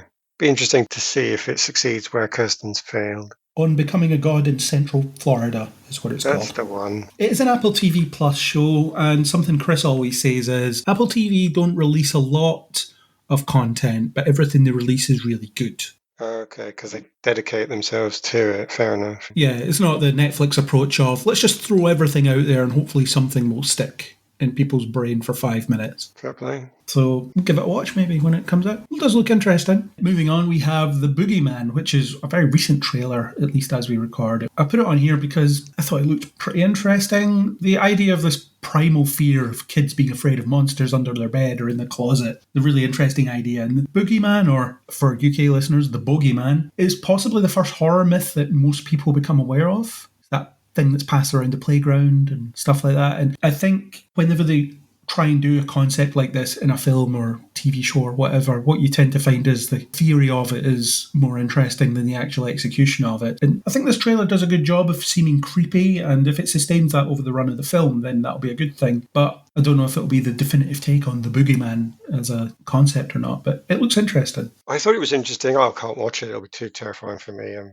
far too much of a coward to be watching horror stuff. I don't need to see people horribly stolen away, mutilated and killed and tortured and so on. Despite all the dark stuff you watch. Oh, there's enough going on in my head. I don't need to add to that. That's fine. So I won't watch it. But I thought it was an awesome trailer. The thing I really liked about it, though, was not that it was that primal fear for the child, which is the foreground, but that, and I don't know if I can call it primal fear, but deep-seated fear of losing your child, because the Boogeyman is explicitly stated as the thing that comes and takes your child when you're not watching closely enough. Yeah.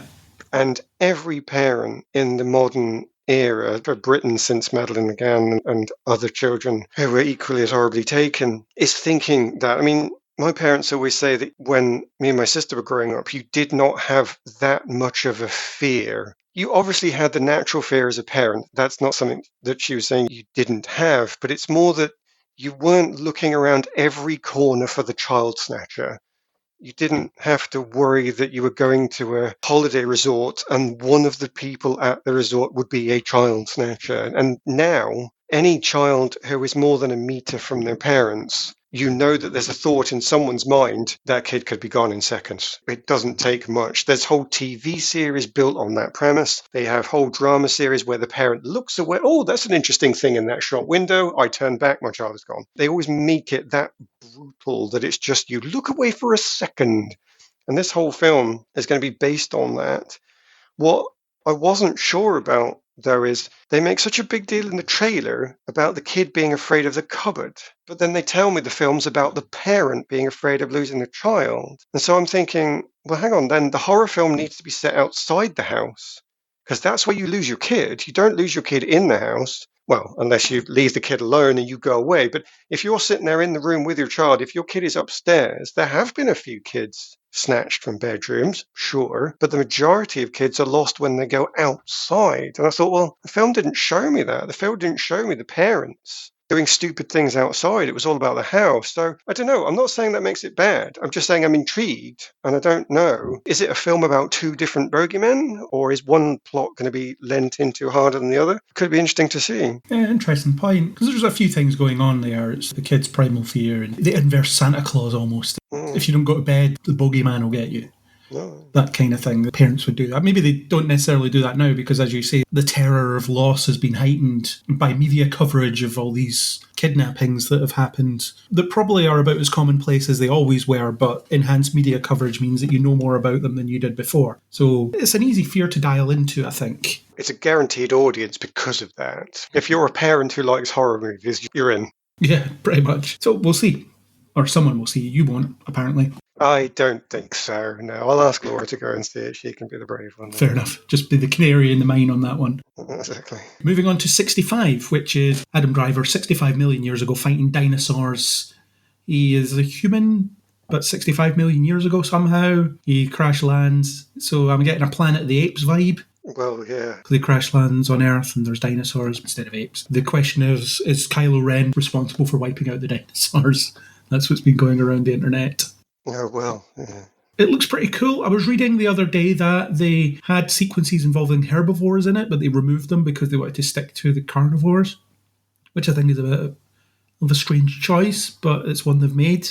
But it looks like it'll be a bit silly fun. It's actually a bit unusual for Adam Driver to do a film like this. He's normally involved in quite heavy prestige-y stuff. Well, it's good for an actor to do a little bit of everything. If you can say you can be the action hero as well as the drama, as well as the wacky guy, then you have proved that you have got the range to do anything. It keeps your options open. I think it's a clever move for him for that reason. But I'm not sure I want to see it because I've written down it's Planet of the Apes and it's Jurassic Park. And there's an asteroid at the end to wipe out the dinosaurs and he has to get back to his ship before it, and he probably does. So I've seen it, I think. I've seen it. I'm all right, actually. But it could be a bit of fun in the middle of those predictable things. It could. I can't deny that. Yeah, but the trailer did not suggest to me that it would be. Okay. It can't be worse than the most recent Jurassic Park film. Fair enough. Or Jurassic World film. It can't be worse than that. If it is, that's concerning. Moving on to We Have a Ghost, which is a Netflix movie. David Harbour's a ghost. Anthony Mackie's in it. The thing that stood out to me here is the modern spin on it, as in the young guy is not afraid of the ghost at all. It's just an excuse to go viral. Yeah, social media. Yeah. It seems modern accurate. Would we be afraid of ghosts, or would everybody be afraid of ghosts? Probably not. It would be a photo opportunity, as everything is.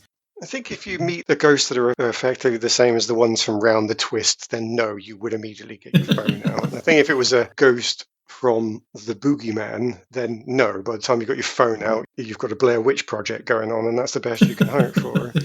So, yeah, good solid modern comedy, I think. I actually laughed. And to me, that stood out because some of these things just leave me cold. That was supposed to be funny. Yeah, it probably was. Didn't laugh. But yeah, I got a couple of laughs out of that trailer. So I'm impressed. The trailer suggests there's a mystery to be solved, and it might also be about communication because David Harbour can't talk, at least not at first. So it's about how to express yourself and understand someone else when there's a barrier to that communication. The barrier in case being death.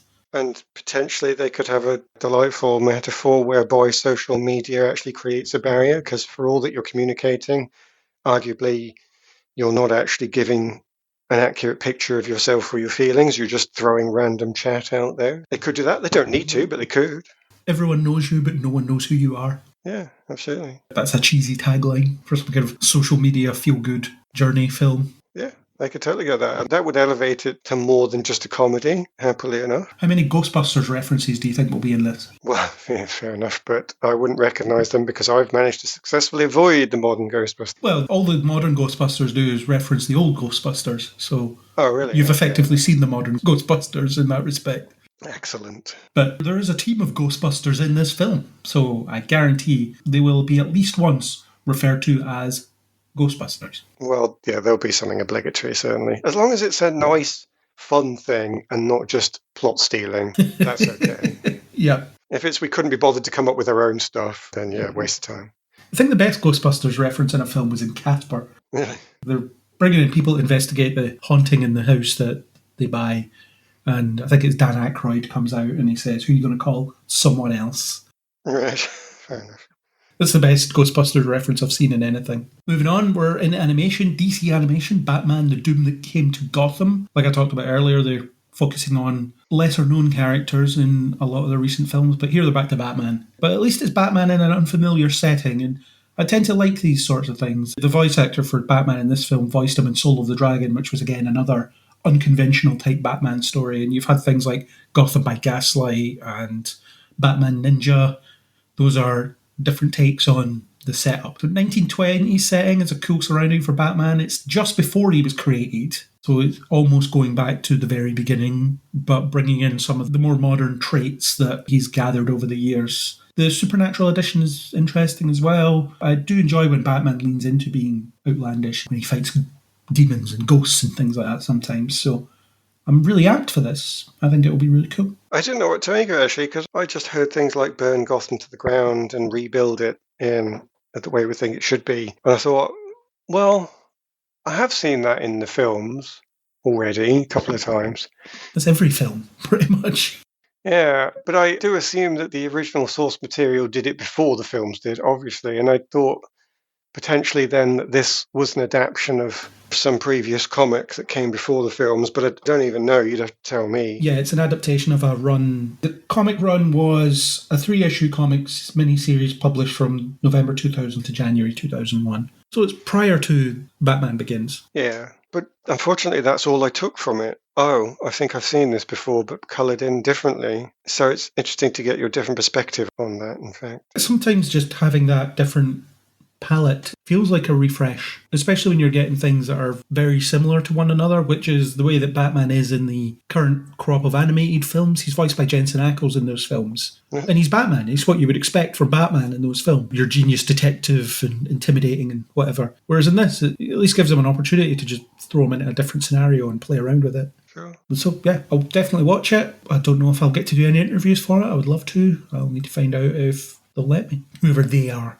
Let's move on to possibly the start of the new run of DC films. We don't know. We'll talk about it probably more when we talk about James Gunn's announcement. But we have the Shazam Fury of the Gods second trailer. This is one of those trailers that definitely shows you too much. It seems to show you all the major set piece stuff, a lot of plot details. There'll be a lot of familiarity when you end up seeing the final film, I think, where, oh yeah, I remember that from the trailer. Oh yeah, that's that bit from the trailer, and so on and so on. So it's disappointing in that respect, but it looks like a lot of cool stuff as well. Got dragons, magic, gods, Helen Mirren playing a vengeful ancient god. Looks pretty fun. I liked the first Shazam film, and this looks like it's really stepping it up, because one of the major criticisms from the first one was you had the 7 deadly sins, but the design work on them was really bland. Whereas in this one, you've got a really cool looking dragon and other creatures that Shazam is fighting and all sorts. So yeah, really looking forward to seeing this. I was very impressed by the trailer, actually, because it gave me what you've always described DC as being: real heroic work, real optimistic storylines. And on top of that, they've given me a character that's believably a child or a teenager. Actually, not quite sure of his age. I think he's a young teen in this continuity. Technically accurate. He's believably of that age. Everything that you get from the grown-up character matches that 13-year-old that you see for the rest of the film, and the 13-year-olds that you remember being yourself, trying to make references from films and TV that he knows, trying to live up to what he thinks being an adult is, and then obviously struggling with that because he's not the adult. And he's even in therapy, which makes perfect sense, actually, under the circumstances. But it really did feel like somebody who was having a proper coming of age, whereby they have to start making adult decisions too early, and there are consequences for it. And you do hope that he succeeds in the end. I think I got from this the sort of feeling of that hopeful journey to victory of a hero from some of the old superhero stuff. As I say, that you say you love, And I think from this, I would say, yeah, I also want to see this that we used to get from the 80s films where there's a lot of bad stuff happening, but the good guys win in the end. It really feels like one of those. And don't know that DC do a lot of that at the moment. Interesting to see it for that reason. Yeah, not in a while. They seem to have moved away from the optimism. You had a bit more of a morbid Superman in the Zack Snyder continuity and stuff like that. And Shazam was a pleasant surprise when it first came out because it was wish fulfillment. Yeah. The point is, every 13-year-old wants to be a superhero. And here you've got as a 13-year-old that gets to be a superhero. Yeah. And, well, it's the monkey's paw wish, isn't it? It's not quite what you think it'll be because there's the responsibility angle you have to play with. And it seems like that responsibility side of it will come into it because there's a whole, maybe I should give up these powers because it's a lot to deal with. And he's 13, so he's not in a position to be dealing with ancient gods. No. That's where you bring in Superman.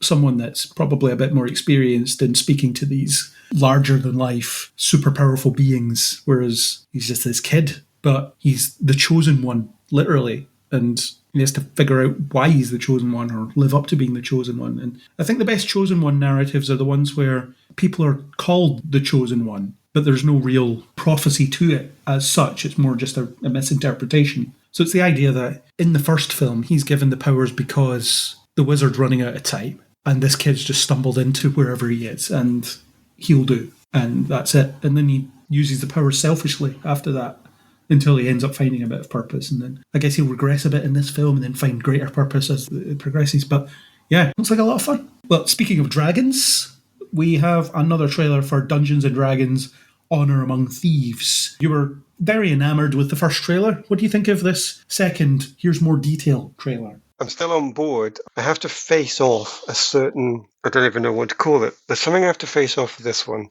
which is the humour, which I did actually get some laughs out of, but it's also the bit that gives me my fear and makes me remember the previous Dungeons & Dragons films. And it's something that Isaac and I will probably go to our graves disagreeing on or having separate views on. It's that idea of, is silly fun? And obviously silly is fun. People do love silly. I don't. That's well documented and well recorded.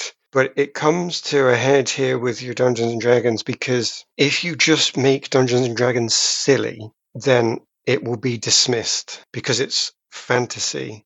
And I think fantasy that is silly just can't work.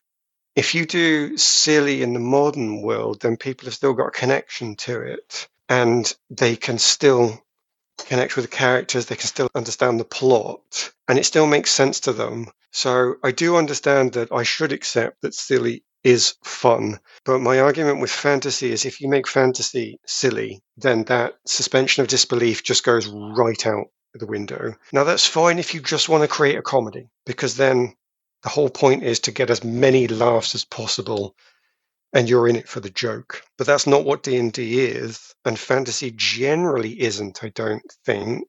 Or I hope not. It's its own genre, not just comedy. You still have to connect with the people, and it's harder because it's fantasy, because there are orcs and dragons and there is magic. So you've got that distance to overcome. Now you get the comedy in this, and people are making smart aleck comments and jokes. Now for me, this stayed still just on the right side of silly, and it was still just wisecracking and smart ass. And so I was still on board and I still enjoyed it and I'm still looking forward to it. But there's just this dark part of my brain that says, but I hope the entire film isn't that trailer. I want that trailer. I want that comedy to be in the film, even if just because when you're sitting around the table playing role-playing games, you do want to have a laugh.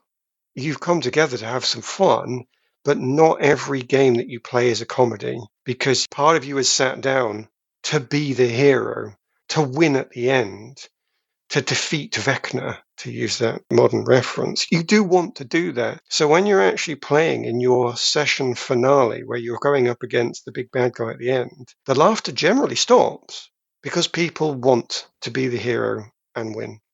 And you've hopefully, as the game master, set up a plot that's believable, that has stakes, such that what's sitting in front of you on the table is not just pen and paper and dice. It's characters who have got troubles to be overcome, people that need help. And it means as much to you as the film and the stories that you've been reading, and you get to be part of it. So, yes, I do want the comedy to be in there. I need that round the table humor. But as I say, I need it to not be the whole film. I assume it's not because it's just the trailer and they want to show you the really happy bits because they want you to come and see it. And so I think, yeah, we're still on track here, and they're giving us D&D as we need to see it. And we're all still making fun of the bard, and quite frankly, that's what you should do.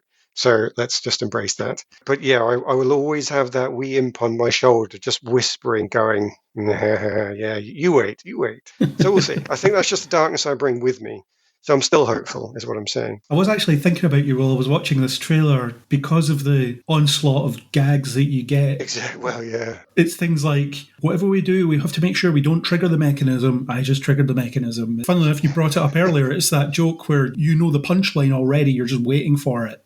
Yeah. Now, see, D&D has that advantage in there is usually some jerk sitting around the table. When you give them a button, they'll push it. If you're a smart game master running the game, that's why you put the button there. Because you have to double think that. If you don't want them to push the button, then don't put a frickin' button in your scene. Because you know there's somebody going to do it. So you put that in because you know it's going to be a gag. And you want the other 4 players around the table to go, oh, God, he's done it again. You're actually seeking that moment. So the fact that that's in there, despite the fact that if it had been in another film, I would have gone, oh, God. There's a part of me that's the GM running the game going, yep, you put that there on purpose because that's what you wanted. And I was fully on board at a sort of a meta level, which I know is not the joke, but weirdly it's connected enough to how gaming really works that I was able to enjoy it for that other connection. So I think it's interesting that because it shows that if you're not a gamer, you're going to enjoy that joke on face value. If you are a gamer, you're going to be like, yep, that happened around our table just the other night. And that's good. So layered is what you're saying. Yeah, and that's good. If they did that on purpose, then fully celebrate them. The thing that stands out to me in both trailers actually, is the fact that they are speaking in very contemporary ways, which almost feels at odds with the fantasy setting. And I do still wonder if they're hiding the fact that there's an extra layer of storytelling here, where you have characters playing a game of Dungeons and Dragons, and then we see it visualized as it is here, like in the Lego movie, like I said before in previous chats about this. We're seeing the Lego things move and speak and whatever, but then it occasionally cuts to outside of that where it's the kid playing with toys. I'm not saying that's what's going to happen here, and if it is, then they've hidden it very, very well, but that would answer why the dialogue is so contemporary. And it could just be they've decided in this fantasy world, people just talk like they do now. It's fine. Get on with it. I think it still works for me because when you're playing the game, you do usually just use your modern language. In every group I've ever been in, really, you do use it. And despite the connection to Tolkien, very few people try to speak in period language when they're actually playing. But when you have that setting surrounding it, you almost expect it, if that makes sense, if you're seeing the stuff that's associated. Well, yeah, I totally agree with you. It's actually one of the reasons why things like Willow, I think, don't work so well, because they don't have a connection to comedy. So the D&D is blatantly trying to play on a comic angle, and I think that gives it that range to step out of period language, because as soon as you try and put jokes in and period humor, you're making fun of the period language because they just sound stupid. Yeah. If Mr. Darcy is pulling as many jokes as your local comedian doing a comedy set, it's just ridiculous. So the use of modern language weirdly enables this because it needs to lean into that humor. So I think they needed to do it. I think that's why Willow doesn't work for the same reason, because Willow is not trying to be a comedy. It's trying to be brutally serious, where weirdly everybody makes a joke every 30 seconds. It just doesn't work. You want the characters to be a bit more almost aware of themselves. Like in the D&D film, all of the characters are taking the piss out of each other just constantly. Everybody is going for each other and making fun of each other. Again, matches the table. So I get what you're saying, but I think it had to be in modern day language for those reasons. I think it suits what they're going for, and it's very clearly a romp. That's what they're going for as being what the film is. It needs to be, yeah. The biggest laugh for me was Chris Pine trying to cut the rope on the stairs and saying he needed to find some sharper stairs. Like I say, if you're not making fun of the bard, then you're missing an easy thing. It's just the way it's done. It's so unfair. I've played plenty of bards myself, and you hate it when it happens. But you know why it happens. It's just too good a history to miss. I find the current iteration of Chris Pine's career to be quite interesting, because sometimes he does stuff like this, and he seems quite young, but then he does something like Don't Worry Darling or something like that, and he looks like a man in his 40s, or sometimes he looks even older. He's a very strange actor in that way. He seems to be able to play different eras of himself while he's in his 40s. There you go. Still got a bit of range left in him. Fair play. It's something we were talking about when it came to all the stop-starts or just stops of these Star Trek movies that never get made, that may or may not star the crew that included Chris Pine, and how they used to be about, certainly they rebooted the franchise to make it about the younger days of the USS Enterprise crew. You see them in their prime, and now here we are, we've only had 3 of them, and Chris Pine is now in his 40s. It's hardly the prime of the Enterprise crew anymore. You're almost approaching motion picture ages for them. And obviously 40 odd is not as old as it was back then, but still, they're rapidly moving away from the possibility of doing that. Time moves on. Imagine that. One thing we should mention is about D&D, even though it's all resolved now, actually, part of me wondered if the current role-playing game fiasco that's occurring, that listeners here don't necessarily need to worry about or potentially don't even care about, but there was a big problem that the owners of Dungeons & Dragons were going through recently, and they completely caved in what was written up as their evil, dastardly plan. And I think it was because people had started to talk about, well, if they carry on, we've already stopped giving them money. The next thing we're going to have to do is boycott the film. And part of me wondered if one of the reasons they caved so completely was because they were afraid of losing even more. They lost a lot of revenue to people stopping buying things. And I wondered, would they lose revenue to the film as well? And it would just be too damaging. Possibly. We can talk a bit about that saga a bit later on. We have another Dungeons & Dragons news item. Tease for later. That seems to be the Kneel Before Pod catchphrase is, we'll get to it. Yeah, well. And we always do, or usually. Everybody's got a catchphrase now. Yeah. So that can be yours. It's one of ours. Speaking of catchphrases, Star Trek Picard Season 3 had a new trailer that debuted over some kind of sporting event. And before we talk about the trailer, Aaron, I'm just going to ask you, remember how Star Trek The Next Generation was constant pew-pew, explosions, one-liners, while they talked about stopping the universe from ending? Remember that show? Remember how it was that? I think I can remember back through the mists of time to a show before such nonsense. But it does feel like an age ago. The thing is, it was never that. Well, I thought all the Bond films, that the release of the action films, I see you mentioned Chris Pine. His was sort of like the action Star Trek, wasn't it? They were action geared, yes. That's a different thing, but with this, I think this is an awful trailer. It doesn't excite me about the season at all, because that's all it is things blowing up and one-liners and all that stuff, which is never what Next Generation was. Next Generation was deliberate and thoughtful. A TV show, yeah, going right back to the old school sci-fi. I was talking about with Sliders, yeah, the idea of let's take a concept and analyse it, absolutely. Yeah, so if you're bringing the Next Generation crew back and you're going to stick them in a by-the-numbers space battle action fest, then why are you doing it? Other than people like these characters. But again, people don't like to see those characters do those things, or certainly I don't, because it doesn't suit them. No, I have to assume because production told them to, because they said, you tried doing your thoughtful analysis of Picard's history, and I know we've already torn that apart, but let's face it, I think that's what Patrick Stewart was going to, because you put down in front of any actor, we want you to go into your relationship with your parents, or actors on board, you know what I mean? So they tried to do that, and it didn't work. Well, critically, I don't think it worked. So the production team said, okay, well, if you want another series, if you want to go out with a last hurrah, then you've got to do it our way. And let me tell you what the modern way is.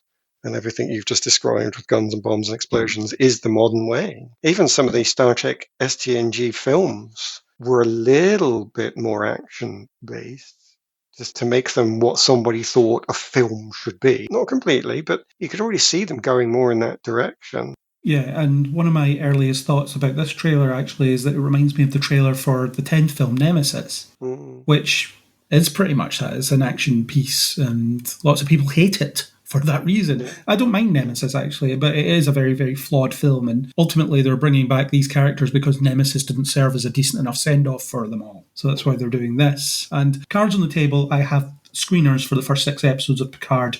I have seen 2 of them, and as at this point, it hasn't quite descended into the loud bang-bang action stuff, but I can see how it could go that way based on what I've seen so far. I'm not going to say too much because if I do, Paramount will have me killed, but that's all I'll say on that one. But I think this trailer is awful because it just doesn't sell what they're doing to me. And I know a lot of trailers are awful. We said earlier maybe it's just a bad trailer, etc. Maybe this is a bad trailer and we're going to get one episode where, or a couple of episodes where they're in high stakes battling and things like that. But it's not that encouraging. You have Picard saying things like "gun it." He doesn't talk like that. He never did. And it's kind of embarrassing to see. The difficulty is the time has passed. It's almost the very epitome of baton has already passed to another generation. Star Trek has moved on to an action-oriented, big screen extravaganza. They might have done different things with Discovery, but let's face it, they were quick to go back to it when they needed to. And you've been telling me about the one with Pike in it, and it is a bringing back the old ways. But I still feel like it's massively outnumbered by the guns and the bombs and the explosions. Bringing it back is going to be hard. And so if you don't have the support behind you from your production team to say, we can definitely make a buttload of money by bringing you an old school sci-fi thing, you're just going to be told no. Time has moved on. And I don't know that these characters can sell that. I don't know if bringing back Beverly and Geordi is a big enough hit to sway the production team and say, you're right, we should do one where it's mostly set in the engine room. I believe in you. No, they do not believe in you. So I think it was doomed.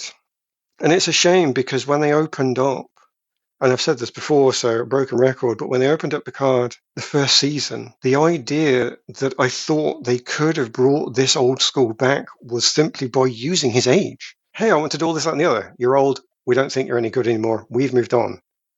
And so he is out of the Federation. Doesn't matter what his wisdom is. Doesn't matter what he can bring. It doesn't matter how many Romulans he's saved. They're all just thinking, we're younger and we know better. Bye. And so he has to bring up his own crew on a small ship to go back to basics and solve individual people's problems and show that his values are still important by going completely outside the Federation. And you get all your fun pirates and you get all the people that are on the edges of the galaxy because, quite frankly, nobody else will get in a ship with him. That's all he's got left. So you get all these characters that you want to bring in, but you've got an excuse to go back to the old way because that's the whole point. He's saying, look, I know I'm 80, but let me just show you, youngsters, there's a reason that this works. There's a reason that I actually survived to be 80 because I did it my way. And they go, oh, yeah, you're right.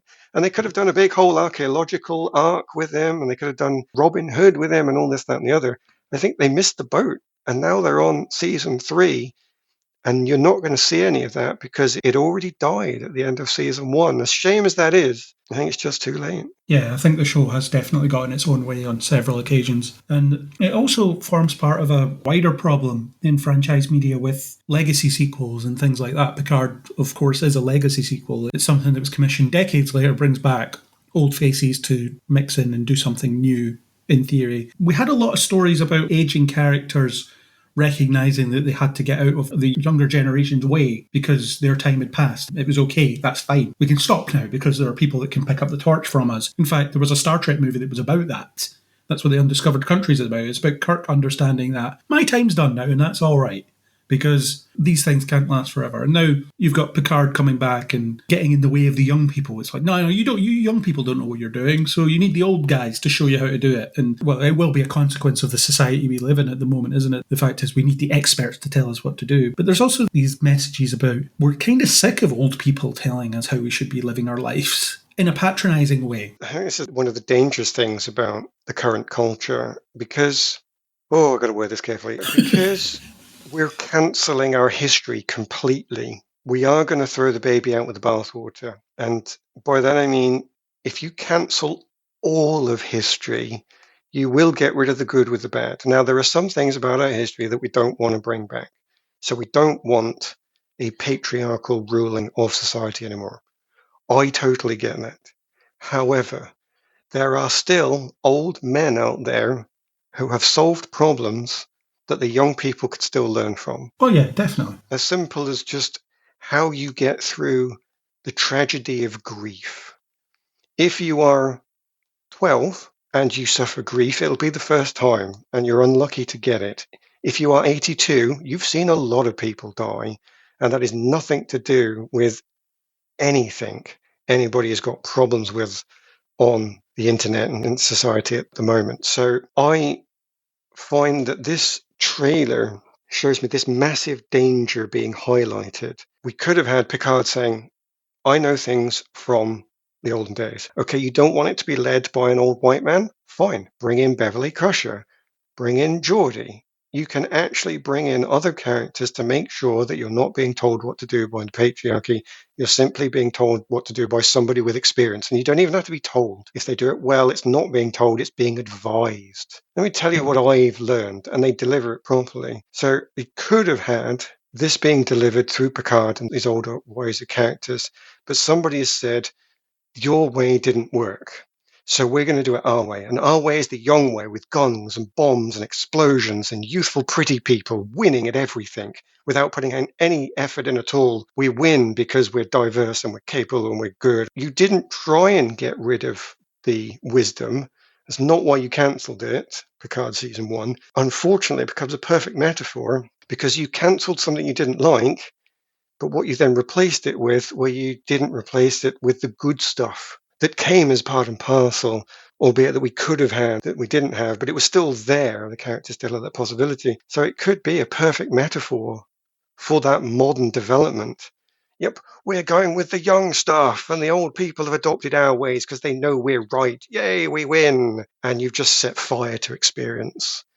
And if Picard crashes for that, then the metaphor will unfortunately be potentially a warning. Yep, if you cancel experience, guess what? Your life will be Picard Season 3. In fact, you lose. And like I say, it could just be that the trailer's front-loading those elements that are actually a smallish part of the season, and the majority of the content will be more thoughtful and proper send-off for these Maybe. classic characters. But I'm just going by the footage that I've seen, and I'm trying to push aside what I know from the first 2 episodes as well, to an extent, although there's nothing in those episodes that necessarily contradict this direction. So it could still head in that direction. I might be feeling differently if I'd seen all 6, but the way I do it when I get screeners is I watch one, review it, watch another one, review it, and so on. So that my reviews are still, I don't know what's happening next week. Yeah. I think that's the best way to do it. You actually see it quite often, and it's something that I've noticed since I've started getting screeners for TV stuff. You see clickbait articles where people predict things, but they do it vaguely enough. But then when you read it, you're like, you've seen this. I can tell you've seen this. And they did it with The Last of Us, actually. There was articles that came out that were talking about, well, maybe the outbreak's because of infected flour. The spores got into flour. And then in an episode, it tells you that's what happened. That comes after the first one. When I saw the theory floating about, I was thinking, yeah, you've seen the rest of the season. I know you have. Yeah. So what you're doing is you're manufacturing content out of the fact that you know stuff, but you're pretending you don't know stuff, and that's an iffy prospect. Right. But in terms of Picard as the elder, wise statesman type figure, you've actually got a better example of this in Prodigy, where they use Janeway, and eventually the real Janeway turns up. It starts off, she's a holographic training program that's on the ship that's commandeered by the young aliens. So in that respect, she's a mentor that teaches them how to Star Trek, as in, here's how you do an away mission, here's how to fly a shuttle, here's whatever. Then later on, the real Janeway comes in. The holo Janeway is still there, but the real Janeway comes in, and she's very much in a support role. So she's giving advice, she's giving the benefit of her experience, but it is still their story. And I wonder if doing something like that with Picard would have been more interesting, where he's your secondary figure in someone else's story. Oh, yeah, I think so. So you could have him training a bunch of cadets or something like that and imparting his wisdom that way. But that's not what we got. No, we didn't. We got this. And we'll talk about how the 3rd season shakes out when it's finished. That'll come up again. But let's jump over to the Marvel Universe. We have an animated thing, Moon Girl and Devil Dinosaur. I like the look of this. It's got a really distinctive animation style. It looks like it would be great for young viewers to get into this wacky premise. I've read comics that those characters appear in, and it's about as silly as it looks in terms of just this little girl with this giant red T-Rex that protects her, and they protect each other, really. This looks fun. I think it'll be a great addition to the Marvel canon, particularly for young viewers. From the trailer, I'd agree. I thought it was, again, very positive. Very noticeable when you see something that's positive. And it was giving somebody an actual story of becoming your own hero. And it's something that I think is quite rare in that it makes sense of the line, wouldn't it be cool if? Because it would be cool if all of these things happen. And it is that lovely little wish fulfillment. So I agree. Unfortunately, it's not aimed at me, and I'm not going to have any connection to it at all. But if somebody turned around to me and said, oh, this was amazing, I would say, yeah, actually, I think the trailer promises that. So I'm glad that it lives up to it. It does have that childhood coolness to it, and it's fun with it. Assume it'll have a few little lessons for the kid in there to learn as well. That's the kind of vibe I got. Might not be full on 80s that way, but it seemed like it was going a little bit that way. So, yeah, looks good. I like that Marvel do these little asides that aren't part of the MCU. You can just watch them. Yeah. And it doesn't have to be anything other than what it is. And that seems to be exactly what this is. So, yeah, good job, potentially. Haven't seen it, but good job. Marketing it anyway. Right. Let's move on to the MCU with Ant-Man and the Wasp: Quantumania. It is the final trailer. The film is out in, as we record, 18 days. So we haven't got long to wait. Countdown on. Yeah, we have got tickets, and I booked them for the right day this time. Good move. Excellent move. Unlike the Avatar: The Way of Water debacle that I talked about last month, where I thought I booked for Friday. Which views I have not seen. Yeah. No. Not putting that on anybody's door at all. It's my fault. It is my fault. But you and Chris graciously did not punish me for it. No, that's true. We're still doing podcasts, so we can't be that upset. I got the benefit of the doubt because I've never done it before.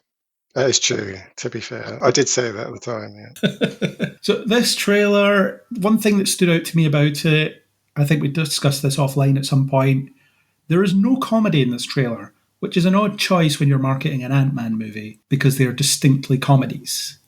The first trailer had a bit of comedy in it, but this has none. It is really intense, world-ending stakes, it seems, and lots of quantum stuff. MODOK looks rubbish. It's a bit weird, yeah. Is that not quite finished production quality? No, I think it's about as finished as it's going to get. It just looks rubbish. Apparently, it's the villain from the first one. He's MODOK. Yeah, I saw that. Yellow Jacket. Yeah, but it doesn't look good at all. Doesn't really look like MODOK, and it just doesn't look good in its own right. Seems a big part of the plot is about a deal that he makes with Kang, and then he tries to welch on that deal. So the suggestion is he loses a lot, which probably means he loses his family or his daughter, and makes a deal to get them/her back that he then wants to get out of. So I'm sensing a reset button in here somewhere, which concerns me. I don't like reset buttons. Could be. I've not read that far into it, actually. I was paying more attention to the first point that I think you said, that there's no comedy in there. I don't think there could be, if I'm honest, because this is the start of Phase 5. And Phase 5 has to set up the meaningful direction that we are going in. Now, it might have had to do that anyway, because that's the nature of being number 2 in a 3-part setup, but it especially had to do it because Phase 4 was such a flop. I don't mean that to be sort of flippant and disregard some of the work that they did do. I do understand that Phase 4 sets up the idea of the multiverse. But when you actually see the way they set it up, none of the stories mean anything. None of the stories have any great personal value. Well, I say none, that's unfair. Some of them are good. I can't say all of them are rubbish. But a considerable amount of Phase 4 was just a bit, let's have fun. There's a couple hours of Hawkeye where you're distinctly saying it's not rubbish. Yeah, exactly. I'm in danger of exaggerating, so I need to pull myself back. Yeah, get away from the hyperbole. Best thing / worst thing ever. Get away from it. Exactly. Get away from that. So there are some moments in it, but the majority of it is just, let's have a lot of jokes and let's just not take anything seriously, except when we tell you we're taking it seriously. And you need to believe that this is important because we're social commenting. No, you're just parroting some stuff you heard on the internet. None of that was clever. You just wanted to be in with the cool kids who have said what they think is the new order of the day. So no great social commentary there, just taglining and put a few jokes in, bring in the pretty people, and it didn't mean anything. Now, it certainly didn't have to set up a big storyline. I'm not somebody who thinks it should have opened the arc I think they could happily have set up like a phase 1. Here are lots of characters, and the multiverse is a thing. That actually would have been a good phase 4. But because I think they failed that so heavily, and they swamped us with so much material, the fact that there's more in phase 4 than there is in phases 1, 2, and 3 put together is telling. So you've drowned us in mediocre stuff that doesn't really do what it should have done, except in a few of these bright points. As I say, Hawkeye was definitely a bright point for me, which is keep it personal. So with that failure, it all becomes even more important to make phase 5 meaningful. We've got all our characters. We know the multiverse is a thing. Right, phase 5. Why are we here? Now, the question to me then is not why is the Ant-Man film not funny? That's the reason that it has to be not funny, because of those two requirements. The choice becomes then, I wonder why they chose Ant-Man to lead it, because other characters could have been more serious. The quantum realm is the answer, I think. Yeah, because they've set up already in the previous... Is it Janet Van Dyne? Is that the character? Yeah. Because they've set that up, they were kind of stuck with it. Now, I did see an interview where they said, now we wanted to spin the characters' plots on its head to put the audience on their toes and make them sit up and take notice. And I thought, that sounds like somebody who had to excuse the fact that years ago somebody put something in motion and you're stuck with it. Now, you didn't do that. You're just trying to spin it and sell it as if it was your grand plan. It doesn't bother me, actually. I don't need the third Ant-Man to be hilarious, because it comes down to the whole idea of that Fantasy Dungeons and Dragons thing was set up for me. I do want things to be funny. I do want to have a good time when I'm watching these things, but I do need it to mean something. And it wouldn't bother me if Ant-Man has one run where it's really serious and sets up the stakes, but then he gets in future films afterwards to be thankful that he saved his daughter, assuming this is the way it goes, and can bring the humor back. It would bother me if he's permanently without jokes, but it doesn't bother me for just one film. And poor bugger's got a lot on his shoulders, given that he has to launch phase 5 pretty much on his own back. It's a good job there's a lot of Ant-Man in there. That's all I'm saying, because a lot of ants can carry a lot of weight. Well, the thing is, I don't think the film will be bereft of humour, because you saw it in the first trailer, and they're probably just gearing the trailer around the fact that it's this really serious, high-stakes situation. And that interview you refer to where they say, we've turned the character on his head and put him in a situation that's unfamiliar to him, that in itself can be a really interesting idea. You have Scott Lang dealing with Kang, and Scott Lang, from his perspective, is like, but I'm just a silly Avenger. I'm never a leader. This isn't me. We need Captain America here. I can't do this. And suddenly he has to navigate the problem. Those are great growth points for heroes, aren't they? Yeah. There's no one else here that usually handles this stuff. There's just me, and I need to figure this out. What would Steve Rogers do, I guess, would be the question he's probably asking himself. So it sounds like he makes a huge mistake in making this deal with Kang, which I really like. So he does this thing that he feels like is his only option at the time, and then comes to regret it and has to get out of it. And then the suggestion is that he will sacrifice himself in order to get out of this deal. Yeah, it's good hero stuff. Although we won't, because we know that Paul Rudd is in later films, probably. Oh, but he can be brought out of the quantum realm when they need him. He just has to be trapped in here for a bit. Yeah, so that's all compelling in itself. One question I put down, and you talked about how this has to set up phase 5, and it has to be a bigger deal than other things. And phase 4, yeah, I do agree, there was no real focus to it. You could argue it's about grief, because that theme comes up a lot in phase 4. And I saw it as a bit of a recalibration for all the characters. Everybody that appeared was trying to figure out how to get from where they were before to where they're going to go next. They're in that stumbling block. So in that sense, it sets up what it's trying to do well. I'm not saying it always succeeds. Different projects achieve it to various degrees of success. Some not at all, some really well. And we've talked about every part of Phase 4 across various podcasts. It took years. It took years, yeah. And there's a good chance most of that comes up. So the question I had for us to ponder when we haven't seen the film is, do you think this film will have the impact they're saying it will, or do you think that's just bluster for marketing purposes and you'll come out of it thinking, well, that was a whole load of nothing, wasn't it? Like if this reset button happens, for example, so, well, that was 2 hours of stuff happening and then it has no real consequence. We've been promised that in Phase 4 with various things about it. This will change the universe, or this is designed to set this up, or play with this, and then we come out of it thinking, doesn't really do that, actually. So, will this, do you think? I guess I don't know, because if I try and base it on the evidence I have to hand, Phase 4, then yes, evidence suggests that this is just going to be a total cock-up. However, if I put Phase 4 aside and think what is possible, and I also maybe allow myself the fact that there were glimmers of hope like Hawkeye, all right, okay, fair enough. In that case, yeah, there are things that somebody could write well and do well and really think about. I am actually hopeful, based on those things, that Kang will escape at the end of the film. And this will be the letting the genie out of the bottle. We've seen him in Loki, and even though it was a bit of an exposition, I liked what the actor did with Kang as the... He Who Remains. He Who Remains, thank you. You can also give me the name of the actor as well. Jonathan Majors. Jonathan Majors. So I like what Jonathan Majors did with He Who Remains, such that I will take his exposition at face value. You will not like the other forms of me. And so we've seen the other form of him in the trailer, right? Now I don't have to take it at face value. That guy seems hideous. He seems pretty awful. He's prepared to trick people, and he's clearly got the power to do some horrible things with whatever plots he comes up with. So at the moment, I am actually hopeful. Yep, that Kang is going to escape. That genie will get out of the bottle, and Phase 5 will be a lot of people struggling to catch up. And I think they could make Phase 5 The Empire Strikes Back. Now, they can't make it that grim, because that's a lot of films to watch where they're all dark and horrid. But I think it will set up the idea that you lost at the start of Phase 5 because he got away. Maybe you've hindered him a bit, but he got away.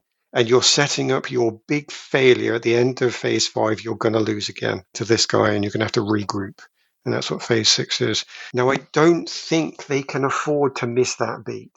There's enough in Phase 4 that lets me think they could totally miss that beat. So I'm not saying I'm sure, but there's part of me that goes, yeah, but you can't. You can't miss it. You need that. If you're going to follow even your own formula of the two Avengers films, which for some reason I can't remember the two titles of, good grief, Endgame and Infinity War. Infinity War. If you're going to set up your own formula of Infinity War goes into Endgame, and if one thing we know that Marvel is good at is knowing their own formula, then surely they have to go Infinity War, Phase 5 you lose, Endgame, Phase 6 you win. So I don't know. I think we're standing on really rocky ground, but even if I say follow the formula, I think Kang is going to escape, and I think it's going to be a bit of a bittersweet ending. I think Ant-Man's going to save his family, but the cost is going to be releasing Kang. And I think that could be a good film. Possibly. I think the fact that we have doubts shows the varying quality of Phase 4, because prior to that, we never really doubted that Marvel would deliver what they were promising. I am on record from Phases 1 through 3. You can pick out some of the podcasts where I say things like, Marvel has earned my trust. I don't quite understand this yet, but I trust them because any time previously in Phases 1, 2, and 3, where I thought, I don't know what that means. With some glaring exceptions. Yeah, fair enough. But generally speaking, when I didn't understand something, it was because it built into something else. And I was like, yep, fair play. Yep, you earned that. I should have been more patient. And I think the majority of, say, 1, 2, and 3, I'm okay looking back with the fact that I said, I trust you. I gave that up halfway through Phase 4. I don't trust you anymore. And the only reason I'm staying in with, I kind of trust it for Phase 5, as I say, is because they've got their own formula, and I'm trusting that baseline. That's a pretty dark starting point. I trust that you won't screw up your own formula. Quite frankly, everything you built on top of that has been naff in Phase 4. But surely you can't fall that low. That's a bit horrid, but I don't think they can. I think Phase 5 could launch them right back into success because of that, because we're back in the rhythm. We don't have to introduce characters anymore. We're back into the rhythm of it all goes a bit wrong now and then we'll win in the end. We're building to something again. I stand by. I don't believe Phase 4 needed a theme. I don't believe Phase 4 needed to build. I'm not one of those people that thinks that. I would have been happy with Phase 4 that was full of lots of disconnected films that gave me the concept of a multiverse and introduced, 7, 8 films first of new characters that I care about. If they didn't have a theme, if they didn't have an overriding principle, I wouldn't care because I've got 8 characters that I love and I know a multiverse exists. That's enough. That's all it had to do. But no, it didn't deliver on that for me. And if they were going for a theme, I think that was a waste of time. I think it was a distraction. I don't disagree with you. I think they achieved it to varying degrees of quality. I mentioned Hawkeye a couple of times, which isn't a fair comparison to what this is trying to do, because Hawkeye was always a pretty small story that only set out to do what it was setting out to do, and that did it. There's no promises of changing the universe, turning it on its axis. But that's a good thing.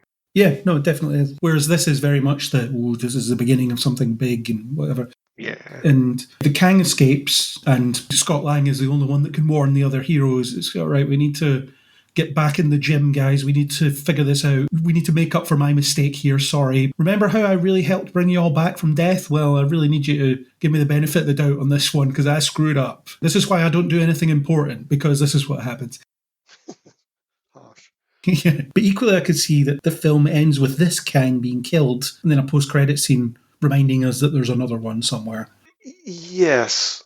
That does sound a bit disappointing when you put it that way. I suppose if they make it clear that in the quantum realm, all of the different multiverses are connected, which listening to YouTube videos, that tells me what the whole point of that is. This is your place, your nexus where all of them can come in.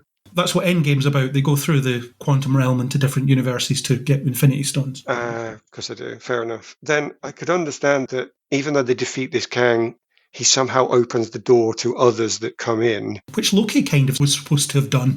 Yeah. If done well, that wouldn't bother me. I don't like the reset button. It's like there's an extra failure, and that's fine, I think. It seemed like the point of the end of Loki was, oh, the multiverse is open now. He's broken it. Oh, well, that's what gives rise to the Kang that Ant-Man meets being possible. If Loki hadn't have opened that door, then this film with Ant-Man couldn't exist because that Kang would not have existed. It's that weird thing with the total circular time loop that just destroys you when you're trying to think about it. So hang on, this causes that, but this can only cause that by happening before that, and your brain melts. But if you try and take your head around of that and just say, no, Loki allowed this Kang to exist and don't try and think of the cause and effect. I think it did do that. I think they did set up that Kang completely. What we're now looking at is, well, technically, what it also set up, you're right, is 100,000, a million more Kangs. And Ant-Man will be the one to show us that, if your theory is correct. Actually, I would be on board with that too. Well, we'll find out in 18 days at time of recording. Well, fair play. And there'll be a podcast about it, most likely, at some point. Right.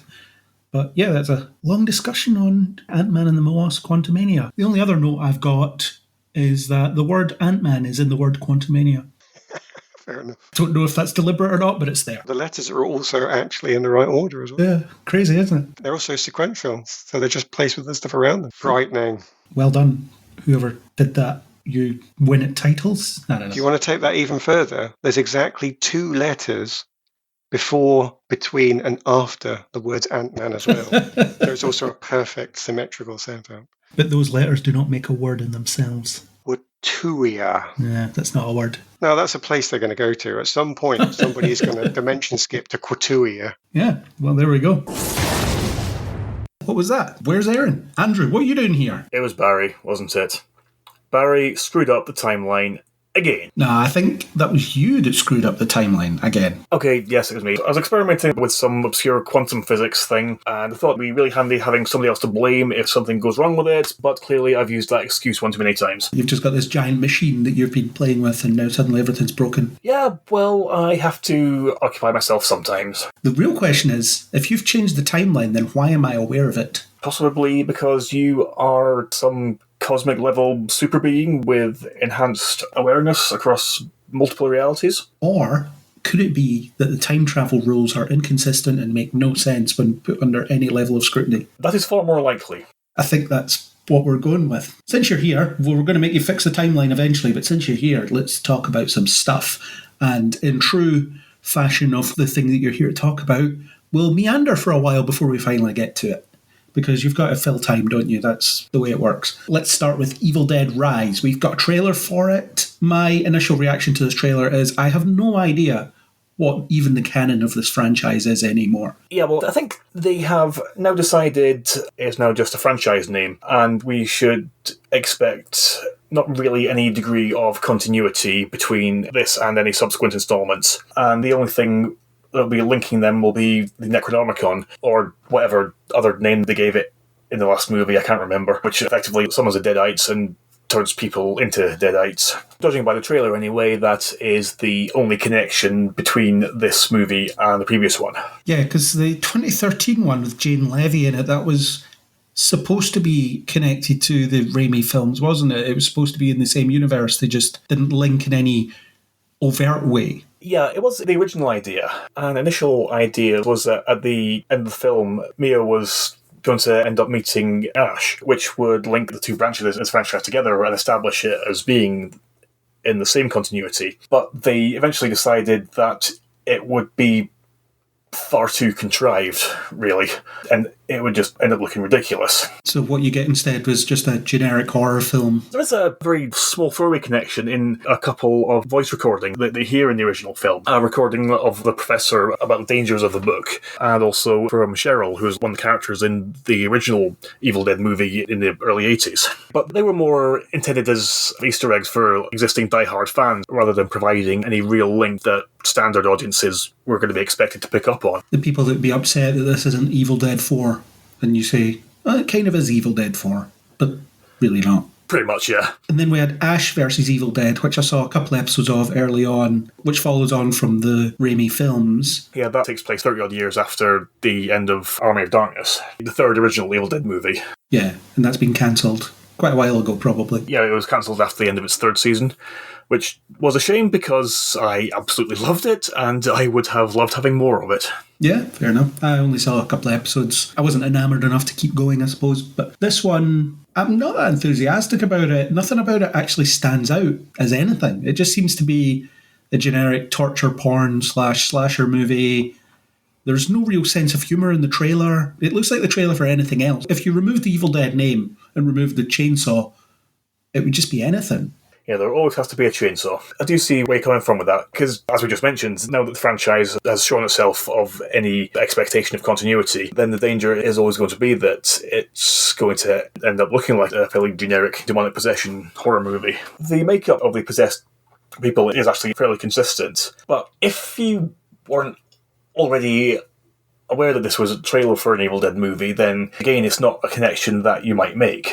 No, and you would look at it and think, oh, I've seen this horror trailer before. I've seen 100 of these. It's a single mother coming under demonic forces and becoming a danger to her children, and so a estranged family member must save them all somehow. As setups go, it's not incredibly distinctive. No. Though, that said, even though the premise of it does look fairly generic, I think the actual content looked quite engaging. They certainly didn't seem to be shying away from the brutality of it, especially in the Red Band trailer for it. Yeah, that was the one I watched. Things like shards of glass being swallowed and you'd seen them bulging out their throat, or a cheese grater being slammed against an exposed patch of skin and being able to be pretty sure what's about to happen. It's all quite compellingly nasty, and if it's able to balance that kind of gore with hopefully a half-decent story, then I think it certainly has the potential to be an interesting film. Although how it will actually stand up as an Evil Dead film is another matter, and something that's a bit harder to predict from 2.5 minutes of disjointed scenes. Yeah, so what it's probably coasting by on at the moment is the gore that's in the trailer and the fact that it's got the Evil Dead name on it, which will get people in. Otherwise, if people who like Evil Dead otherwise looked at this trailer and you stripped away the logo, they might just think, oh, I've seen this. And for me personally, I might find myself wondering, literally, have I seen this? Did I see this at 3 a.m. in some all-night horror thing at the film house when it still existed? Oh, don't. That's a deep-cut Edinburgh reference for our listeners. Mm-hmm. We won't get into it. It's a whole thing. Also, there's a reference to The Shining in the trailer, with the blood spilling out of a door. Indeed, yes. Which was fun. Yeah, that's a reference, I guess. Yeah. I don't know much to say about it. So, based on this, I'm not hugely excited about this. Will I see it? I don't know. We'll see. I think overall I'm a bit more optimistic than you certainly sound about it, though I am cautiously optimistic is I think the best I can muster right now. It's been 10 years since the last Evil Dead film. Yeah. And it wasn't really an Evil Dead film. Well, it was, but it wasn't, if you know what I mean. Like you say, the connections are tenuous at best. Part of the issue, well, not issue with Evil Dead as a franchise, but part of what makes it distinctive is that as a saga, it is synonymous with Ash and Bruce Campbell. And so to remove those aspects from it is to take away a great deal of why people are excited about them and why people keep revisiting them. There was certainly no intention in the beginning to develop it in such a manner. It was more just an unlikely happenstance that people connected with Ash's general gormlessness as a hero and the charisma and screen presence that Bruce Campbell has. And without them, the name Evil Dead is really just a franchise placeholder, which kind of brings us full circle back to what we were originally talking about. So, we'll see. There's not an awful lot left to say about that, really, I don't think. I know it's the director. He's directed one feature and shorts and TV episodes and stuff.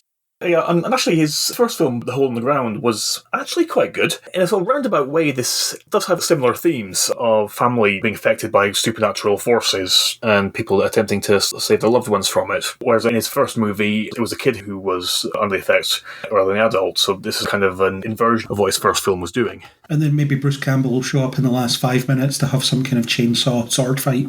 It would be nice to think so, but no. Because for quite a while now, Bruce Campbell has stated that he has officially retired from playing Ash. He's done with the character. Yeah, right. Every man has his price. Yeah. Also, one other thing I just wanted to mention is, again, how utterly sick I am of the trailer convention of establishing a sinister atmosphere by playing a down-tempo, melancholic cover of a famous song over its events. Yeah, it's a disturbing trend that isn't going anywhere. No, and it's just frustrating because it's all the same, really. It doesn't matter which song you actually use, because it's still going for the same effect. Yeah, if you try to do a melancholy cover of it, then all it really does is unsettle people. You're going to be able to do that with any song, more or less. Exactly. Unless it's already melancholy, in which case you can't make it more melancholy. Maybe trailers should do the opposite. They should do an up-tempo, upbeat cover of a melancholy song for a trailer. Try that, Hollywood, if you're listening. All of Hollywood. Or trailer editors. Whoever does these things, whoever decides these things. Give it a go. Could be fun. Yeah, because then you might end up with something like that scene from Kick-Ass, where Hit Girl is slaughtering anonymous henchmen to the theme from the Banana Splits show. Yeah, definitely. Let's do more of that. Right, let's move on to the CW, which is initially why we set up this chat. So we've had some brief looks at stuff. Let's just start with the quick look we got at Superman and Lois and Gotham Knights. Superman and Lois gets its own trailer, but it also gets a trailer that it shares with Gotham Knights, which might tell you a lot about the CW's confidence in this show that they've made. That is, let's face it, probably already cancelled. They just haven't announced it yet. It's in this weird limbo of, we're not really making superhero TV on the CW anymore because we sold it to some reality TV-loving streamer or reality TV-loving network. We've already paid for this, and we have to use it, but it's gone after this. You see people ziplining. There's some guy with a Batman cowl and a suit lying dead in the street, which might be the real Batman, might not be. Yes. Honestly, I think by this point, the whole Batman without Batman premise is almost as tediously played out as what if Superman was evil. Yeah. Even if it wasn't that, everything about Gotham Knights is instilling in me extreme indifference. I'm not excited at all about watching it, but at the same time, I'm not disgusted by the concept of its existence. I just genuinely and wholeheartedly do not care about it. I'm curious to see what it's actually going to be like. I feel like it might be one of those where I watch 20 minutes of the pilot and think, that's enough. Sometimes you get that. You get 20 minutes into a TV show and you think, I have seen enough. I have seen everything this show has to offer and will not watch any more of it. And this could be that show. But maybe we're damning it unnecessarily. Maybe it's the best thing they've ever done. I doubt it, but maybe it is. You can never be sure until you watch these things. You can be fairly certain, but you can't ever be 100% positive.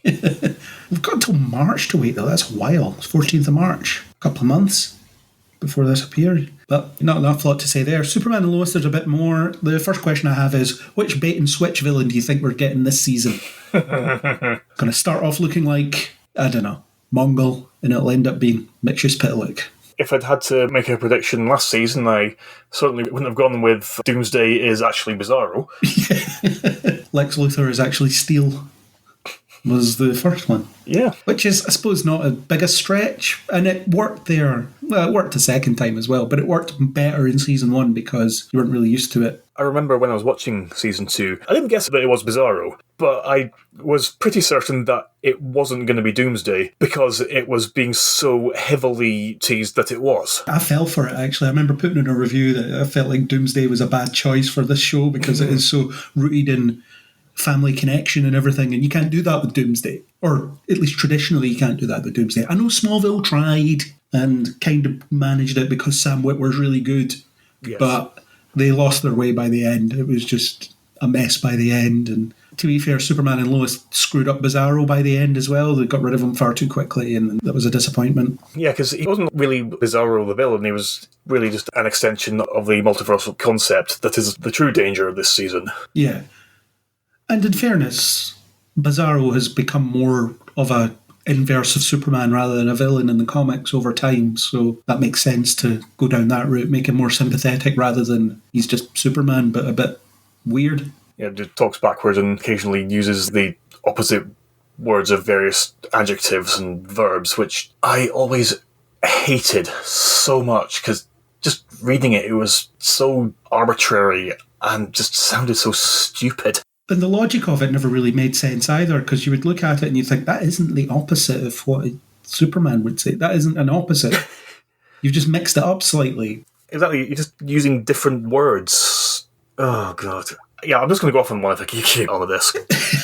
I will say, though, I did have a lot of fun playing with reversing audio for the podcast. So thanks for giving me that, if nothing else. I really like this trailer, actually. So Lois thinks she might be pregnant, which, since they're showing us it now, probably means that she isn't. She also goes missing, and it looks like Clark makes a choice that means he leaves her behind and is responsible for her being missing or possibly dead, but she definitely won't be dead, because the show is called Superman and Lois. So killing off half your title in the third season would be a bold choice, but I don't think they'll do it. Also conceptually ill-advised. Yeah, but I do love the idea of Clark having to choose between saving Lois and saving loads of people in that really tough decision that heroes have to deal with. Because the very idea of Superman and Lois is that it's built around their family life rather than Superman's heroics specifically. And I think it generally has been at its most engaging when everything that Clark does to protect people ends up affecting Lois and their sons. Because the way that Superman is often portrayed nowadays, that isn't a side of the character that you often see. So in a way it is actually kind of refreshing. Yeah, and then when James Gunn writes his Superman movie, we're definitely not going to see that for a while at least, because we're going right back to the early days. I do really like James Gunn as a filmmaker, both as a writer and a director, though I also suspect he has been given a certain mandate of what to do with the DC characters. Maybe, yeah. And I suspect that is a direction that it's going to get taken in. Yeah. But anyway, that's a total tangent to what we're talking about. But in the case of this, the concept of Superman having to choose between his family and more anonymous people and making that choice that favours essentially the most people, which is what it looks like here, that's fascinating because it really tests his commitment to his mission. Exactly, because whatever choice he makes, he is effectively going to be betraying one of his core ideals, which is not any kind of decision that would sit lightly with him. No, and you see the Daily Planet blow up and the globe about to crush Lois, so that'll be a good effect shot that will last about 10 seconds. At the very most. We jest. We know the budget limitations on making a Superman show on a weekly budget. Especially from a network that no longer cares about it. Yeah, and we get a quick look at New Jonathan. We did, yes. Didn't look that out of place, I thought. I don't know, when you had that family photo at the start of the trailer, I was like, who's that? It is always jarring when a role gets recast, especially when it's one of the central ones. But I don't think he was quite as out of place as it could have been. We'll see. We'll see how he fares, but he's got an uphill struggle to succeed the other one. Yes, definitely. But looks cool. It's a couple of months away, so I imagine we'll get another trailer at the very least sometime next month to chew on. But interested, it's probably going to be the final season. I would be very surprised if it isn't. Yeah. So this is the end of our TV DC journey coming up, I guess. And what better way to herald the end than talking about the trailer for the final season of The Flash. This is one of those final seasons where the characters know it's the final season. I talked last month, I think, about how there's three types of final seasons, really. There's the final season where they get cancelled and don't know that it's ending. Then there's a final season where it's a final season, but they're just behaving normally. And then things start ramping up and changing towards the end. And there's this final season where they're talking about it being, this is the last time we'll do stuff. But how would you possibly know that? Because they don't know their characters in a TV show. Yeah, and it's not that the world is coming to an end. Well, maybe it is. Actually, yeah, I heard it as soon as the words were out of my mouth. They should have been behaving like Crisis was their final season. Yes. But it wasn't.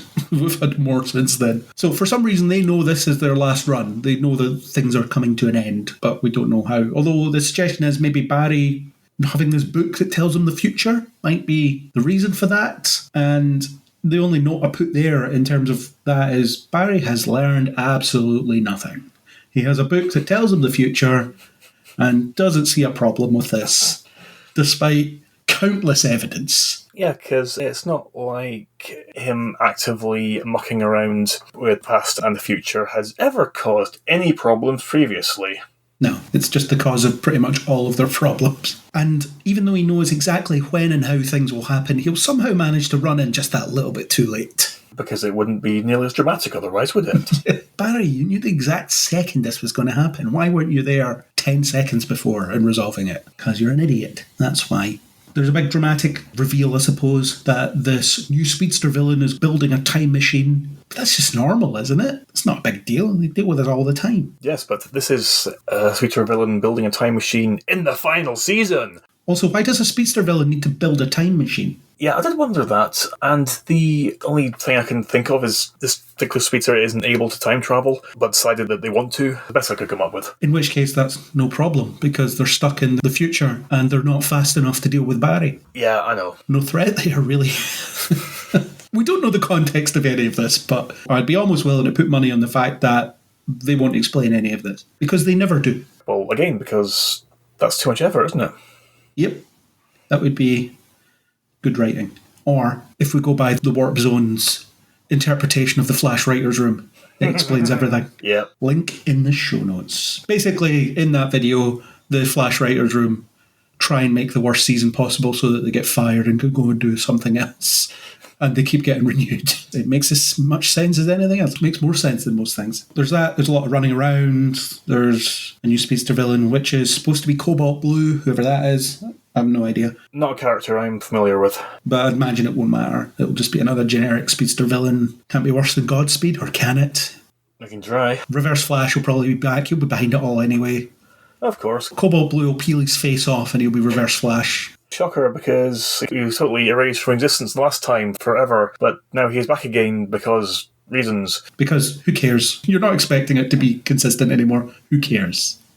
Not for years. There's also a suggestion in the trailer that the team are going to turn against Barry because he's going too far, which means they definitely won't. Because there is never any internal conflict that lasts more than a minute or two.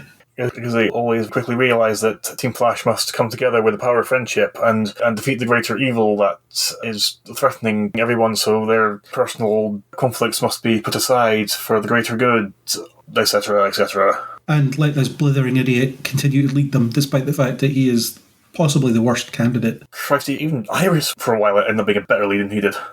Slightly. Let's not get carried away here. Basically, it's a very low bar.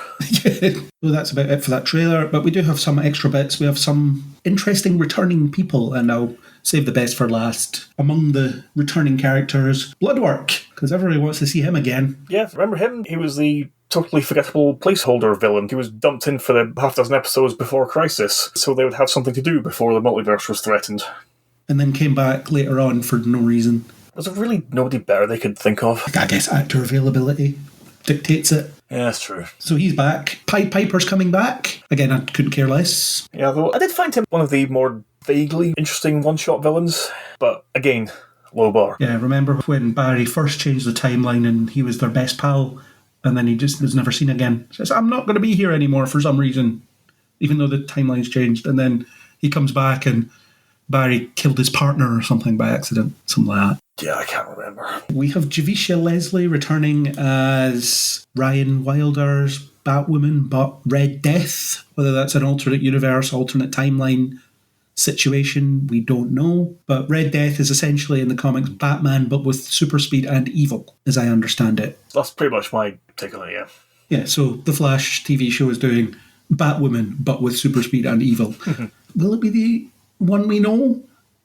I guess it would have to be, unless they reopen the multiverse, which they probably will. Did they ever actually figure out that the multiverse actually does still exist? I don't think so. I don't recall it happening, but a lot of it's been forgettable, so I wasn't entirely certain that it just slipped my mind. They say a lot and then they contradict a lot, but I don't think they've ever formally said it's still out there, we just can't get access to it. But we'll see Red Death. It'll be a 1 or 2 episode speedster villain. It'll probably be a bit like Robbie Amel's return last season. Yeah. They're doing a lot in these 13 episodes, it seems. a lot, but also probably not a lot. But we're getting Wally back. He's coming back. Yay! Where's Wally? There he is. There's even a photograph. I actually put on the Neil Before Blog Twitter account the hashtag Where's Wally. And it's the easiest Where's Wally puzzle you could ever find. Just right there. He's not even trying anymore. But he's coming back, which is good for the final season. And we're getting Diggle back because he won't miss out on an easy paycheck, David Ramsey. And his alternate version will probably be in Superman and Lois. More than likely. The alternate one, it's exactly the same. But with slightly more unkempt hair. Yeah, so that's fine. And a big return that I actually genuinely didn't expect is Stephen Amell is back as Oliver Queen. Yes.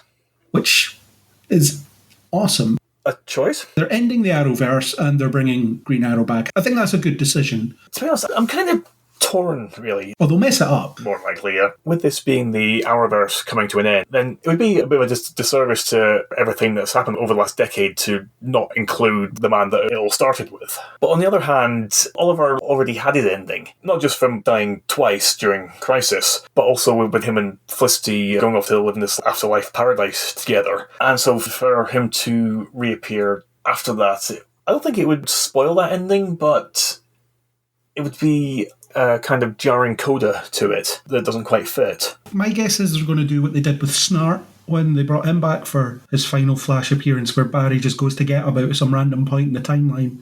I did guess that where time travel was going to be involved. The costume I think he's wearing in the photo is his season 8 costume, I think. Possibly. I didn't actually scrutinise it that closely. They all look pretty similar, to be fair. The only one that I find really that distinctive is the season 1 one because it has that charmingly homemade look about it. And also the grease paint instead of the mask. Yeah, they got the mask in season 2. And then season 3 was the same one. Season 4, you had the weird sleeveless one. Season 5 was then the sleeved one, and so on. They did different ones. That's my guess, that they'll pluck him out of the timeline sometime before he died. We wouldn't go against his ending and would allow him to reappear without any real consequences. Yeah, and if the picture's to be believed, him, Diggle, Barry and Wally will be in the same episode. That could be fun. It could be fun if that is actually going to happen. Yeah, it might just be a set photo where they were all there at the same time doing different things. Precisely, because I was talking about off mic, there's only so many viable streets in Vancouver that they can film on. Yeah. Other returning people, well, one other returning person, which we talked about last month, is Dreamer, Mia Null. She's going to be appearing at some point. Yeah, which I was actually quite glad about because I really like her as a character. According to the showrunner, it's the team-up you've all been waiting for, Nia and Iris, because yes, that's what I've been waiting for. Because they're both women? Both journalists? Both secondary confidants to the principal hero of their respective series. The showrunner seems pretty excited about this team-up, so sure, I guess. So let's just go with that then, yeah. We are missing out on Kara so far and a legend, unless you count Wally as a legend. Which, generally speaking, I do not. He's been in more Flash than he has Legends, especially if you include his Season 2 introduction, where he was just Wally and had no powers. It would be nice to have some appearances by Legend because it didn't get an ending. And certainly don't count the 20-second video chat with Ray when he was talking about the retirement party. I was having drinks with Nate and he told me about Thawne. Oh, God, that's just... That was funny. I just can't. I loved Legends so much, and its cancellation was like a personal affront to me. Come on, James Gunn. Bring it back. Yeah. Hopefully Sarah or someone will turn up, and as I said, Kara. I'd love to see a Kara and Barry team up one last time before this all closes off. Yeah, because that was always fun when they were together. I don't think we're going to get it though, but we'll see. I don't know. How am I feeling about the final season? The same as I feel about every season, to be honest. Except this time I'm kind of glad because after this season there's no more. It's all done. Yes, and after the podcast we won't need to talk about it anymore. Yeah, we'll just go and set fire to something, as is the custom, setting fire to a Flash hoodie or something. They had this very cheap Viking funeral. Yeah, I think that's about it for the final season stuff that we know so far. So we know there's some people coming in and out, a few guests, a few surprises maybe. I don't think they've told us everything that's happening. I do think they'll manage to pull some decent surprises out the bag. Tom Cavanaugh will be there in some capacity. You can almost guarantee that. Yeah, well, because he can't not be. Even if it's just Timeless Wells, the worst Wells. No, is it the worst Wells? Well, the worst regular Wells, I think. But different Wells has been so variable, it's sometimes a bit hard to keep track of them. Yeah. Well, yeah. Final season. We'll see what happens. It's out on February 8th, so it's not too far away. I will be waiting with bated indifference. 13 more reviews, one more podcast, and then, I don't know, what am I going to watch after that? It's an existential crisis. Might have to actually watch stuff I like. Heaven forbid. Have to see it through, though. We've been there since the beginning. Exactly. That was how I often felt about some of the latter seasons of Supernatural. I've come this far, I am not giving up now. Yeah, and then the Winchesters, which is quite good, actually. Quite like it. Okay. I've not actually given it a try yet. Tom Welling's in it as Mary's dad. Interesting. He's introduced using some kind of crystal to stop a demon thing. So I think Tom Welling has the monopoly on using magic crystals to solve problems. Because that's basically all he did in Smallville. He'd be like, Jor-El, there's a villain of some sort. It's like, take this crystal. This will solve it. Maybe one day you'll actually have to do something as Superman, but until then, crystals. We have crystals for everything. And if I don't have one, ask Martian Manhunter. He probably has one. And if he doesn't have one, well, then Phantom Zone, which is a different crystal. Crystals everywhere. Anyway, that's a complete tangent. But Tom Welling does seem to do that. He seems to have artifacts that just do his job for him. Pretty much, yeah. Over the years, it kind of just became his thing. Yeah, it really did. But anyway, are we going to flip the switch on this machine and see if we can get Aaron back? Because he was here before you were. Yeah, I'll certainly see what I can do. I'll have the Tinkers to see if I can replace some fried circuits, get this thing working again, and hopefully restore reality to its proper place. I hope we're not going to be in some kind of Andrew Point situation. If we are, then you can be assured that I will take absolutely no responsibility for it whatsoever and will not learn from the experience even for a moment. And then we'll just hang about for a bit until everyone forgets about it, and then it's just the norm. Perfect. That's the way it goes. Anyway, until the Flash Season 9 podcast. Can't wait. Aaron, you're back. Andrew fixed the timeline. You vanished for a few moments there. He broke the timeline and replaced you with him somehow. All too common a thing these days. It's not disturbing at all. I mean, once you've been blipped by Thanos and you've had a multiverse change on you and you just come in and out of existence like it's just Tuesday, you just go with it. Definitely. So let's hope that the timeline hasn't changed too much. We'll see if any changes rear their head. Was the majority of Phase 4 good? Well, I enjoyed the majority of Phase 4. Oh my god, the universe has completely changed. What, did I not before? But if you say that, you kind of ruin my joke. Yeah, I know. But still. Okay, we're out of trailers now. We can talk about other stuff. And this one is hot off the presses. It actually dropped about half an hour before we started recording. So props to James Gunn for actually giving us news before we record a podcast instead of just after it like Marvel did those times. So James Gunn has given us the rundown of the first part of his first phase of DC properties. Chapter 1, God and Monsters, is what he's decided to call it. So it's not phases for DC, it's chapters, which fits the theme of DC and Marvel being the same thing with different headings. Is that God with a capital G, not God's plural? God with a capital G. Interesting. Yeah, and Monsters with a capital M. So we're just going to run through what he's announced. What he said is, one of our strategies is to take our diamond characters, Batman, Superman, Wonder Woman, and use them to prop up other characters that people don't know, which, as you hinted at earlier, is what the animated films are doing to some degree. And to build those lesser-known properties into the diamond properties of tomorrow, we'll see if they can achieve that. Certainly Marvel did with some of their lesser-known characters. The mantra of, if you make something good, then people will want to see it, seems to persist. Plans may shift, it is made clear. The first thing that's coming out is Creature Commandos, an animated 7-episode series written by Gunn that is already in production. Originally a team of classic monsters assembled to fight Nazis. This is a modern take on the concept. The voice actors have yet to be cast, but the executives are looking to find people who could voice the animated characters and also portray the live-action versions when the anti-heroes show up in movies and shows.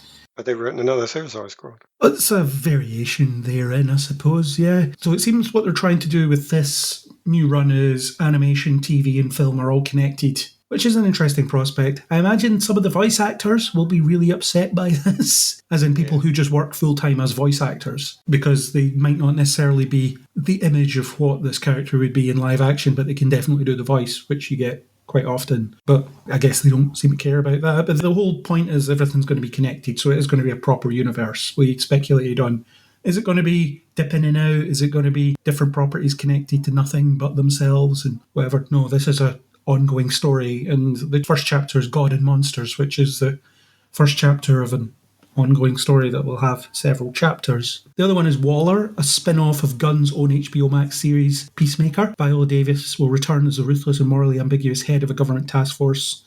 It's been written by Crystal Henry, who did Watchmen, and Jeremy Carver, the creator of Doom Patrol. Amanda Waller, that character, she's alright, I suppose. She's good in The Suicide Squad, and she appears in Peacemaker as well. And it's something I'll talk about in a bit, but it does suggest that some of the previous DC canon will be sticking around.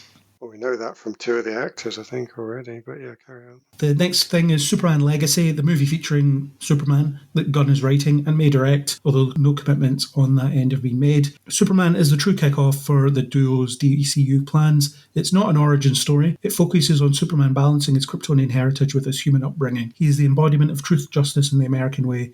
He is kindness in a world that thinks that kindness is old-fashioned. A release date of July 11th, 2025 has been penciled in. So that's a really long way of saying we're making a Superman movie. But they are trying to say that they're leaning away from a darker universe, I guess. At least for him. That's true, actually. Waller's not going to be in a nice universe. Well, we know that these things can coexist, Yeah. and the fun is in the contrasts. So you have Superman being this beacon of hope, and people around him aren't on that page. Lanterns is a TV series. The Green Lantern TV series that's been in development for ages has been scrapped, and this is taking its place. It's a new take on the space ops with power rings. Our vision for this is very much in the vein of True Detective. It's terrestrial based. It will feature prominent Lantern heroes Hal Jordan and Jon Stewart, and is one of the most important shows they have in development. This plays a really big role in leading into the main story we're telling across film and TV. That's an interesting... Without knowing much about it, it sounds like a cheaper way to do Green Lantern. It's a buddy cop thing almost on Earth with power rings. Yeah, okay, weird. The Authority, a movie based on a team of superheroes with rather extreme methods of protecting the planet. First originated in the late 90s under an influential imprint known as Wildstorm, run by artist and now head of DC Publishing Jim Lee. One of the things of the DCU is it's not just a story of heroes and villains, said Gunn. Not every film and TV show is going to be about good guy versus bad guy. Giant things from the sky comes and good guys win. There are white hats, black hats and grey hats. They're kind of like Jack Nicholson and A Few Good Men. They know that you want them on the wall, or at least they believe that. One thing that's standing out to me from certainly doing things like The Authority and Creature Commandos is that he's thrown in a few surprises there in terms of what you would expect him to adapt early on. So far, the majority of what we're seeing here is, as he says, not the Diamond Lot at all. Most of this is going to be people that you don't know. Yeah. The next thing is Paradise Lost, the HBO Max series as a Game of Thrones style drama set on Themyscira, Wonder Woman's birthplace, filled with political intrigue and scheming between power players. It takes place before the events of the Wonder Woman films. So that suggests that the Wonder Woman films are still canon. Maybe it does, but that's not the first thing that came to my mind. There's quite a lot of the idea that we said that you can have different genres across your universe, and it seems like that is being lent into heavily here, which is a good thing. However, one of the genres I was not expecting was to see, frankly, Wonder Woman killing people whilst naked and there being lots of sex and death everywhere. So did he really mean Game of Thrones when he said that? I don't think he did. He doesn't mean that. Maybe it means it in terms of the fantasy political side of it. Yeah, that's a weird one. Because I know you have to give it the biggest name you can think to draw the biggest audience. I totally understand that. But when people think of Game of Thrones, they think of two things. Everyone dies, but before they die, they all have sex with each other. That's it. If you ask people to summarize it, that's what... Oh, no, sorry. Dragons. Sorry, there are three things to it. I don't think he means that at all. I think he means what you mean, but God, that's where my mind went. That'd be a genre buster for certain. You weren't expecting Wonder Woman to do this. No, I wasn't. So it takes place before the events of the Wonder Woman films, which suggests that she won't be in it. Or she's in it, she'll be a child, I guess. And the other suggestion, like I said, is that the Wonder Woman films are still canon, which is something we'll come on to in a bit anyway, talking about the way that they've described certain things. The next one is The Brave and the Bold, which is introduction of the DCU Batman. Also introduces his favourite Robin, Damian Wayne. Andrew will be furious at this. He hates Damian Wayne. He will tell anyone that will listen. I don't know that. Which ones? Were there three Robins or were there more than that? I think there's more than that, but Damian Wayne is Bruce Wayne's son with Talia al Ghul. Ah, okay. So he's raised by the League of Assassins, and then he comes to Gotham and he's a standoffish, abrasive Robin. Okay. So they're bringing him in. Introduces our favourite Robin, Damian Wayne, who is a little son of a bitch. That's a quote. The movie will take inspiration from the now classic Batman run by Grant Morrison. It's no stretch to say that they're adapting Grant Morrison. That introduced Batman to a son that he never knew existed, a murderous tween raised by assassins. It's a very strange father and son story. So the Batman we're getting is one that's been going on for a bit. Right, okay. Which was something that appealed to you about Ben Affleck's Batman, wasn't it? That's true. It was, actually. And importantly, it will feature a Batman not played by Robert Pattinson. But he's not being cancelled, is he?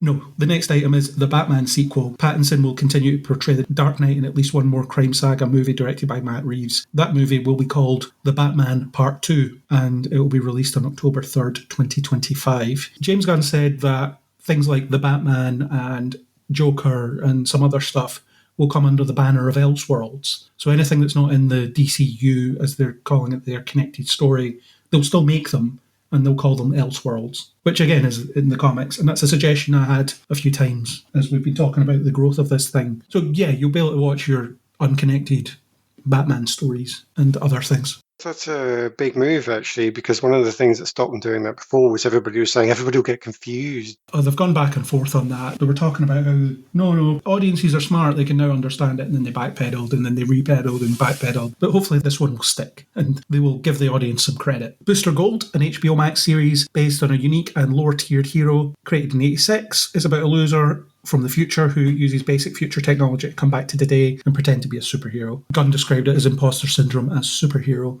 He also appeared in live action in Smallville and in Legends of Tomorrow. So not the first adaptation, but probably the first mainstream well-known adaptation. And the Blue Beetle film that's coming out, there's a possibility to connect those two as well, because they're characters that were pretty well linked in the comics. Again, not what I would expect in the first chapter. No, but this chapter lasts 10 years, doesn't it? So they can put all the stuff that he's put to the front of the article to say, look, it's going to be weird and strange. Doesn't mean they're going to be in the first film. He could open with Superman and Green Lantern and Batman. Yeah, absolutely. The next one is Supergirl, Women of Tomorrow. Taking its cues from the recent Tom King written miniseries, the movie project promises to have a different take than what most think of when the idea of Superman's cousin comes to mind. We will see the difference between Superman, who was sent to Earth and raised by loving parents from the time he was an infant, versus Supergirl, raised on a rock, a chip-off of Krypton, who watched everyone around her die and be killed in terrible ways for the first 14 years of her life, and then come to Earth. She's much more hardcore and not the Supergirl we're used to.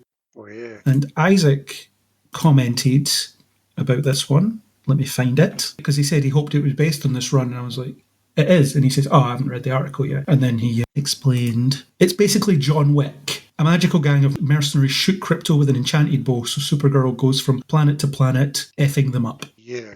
Which may not be, but the spirit of it certainly may be the thing. How is that connected to Woman of Tomorrow? It feels like the Wonder Woman thing where the child says to Wonder Woman, can I be like you and murder all the people in this bank when I get older? Can I splatter someone's brains on the wall when I get older? Like, yeah, sure. I imagine you could. But the Woman of Tomorrow could be a sort of inverted commas, Woman of Tomorrow.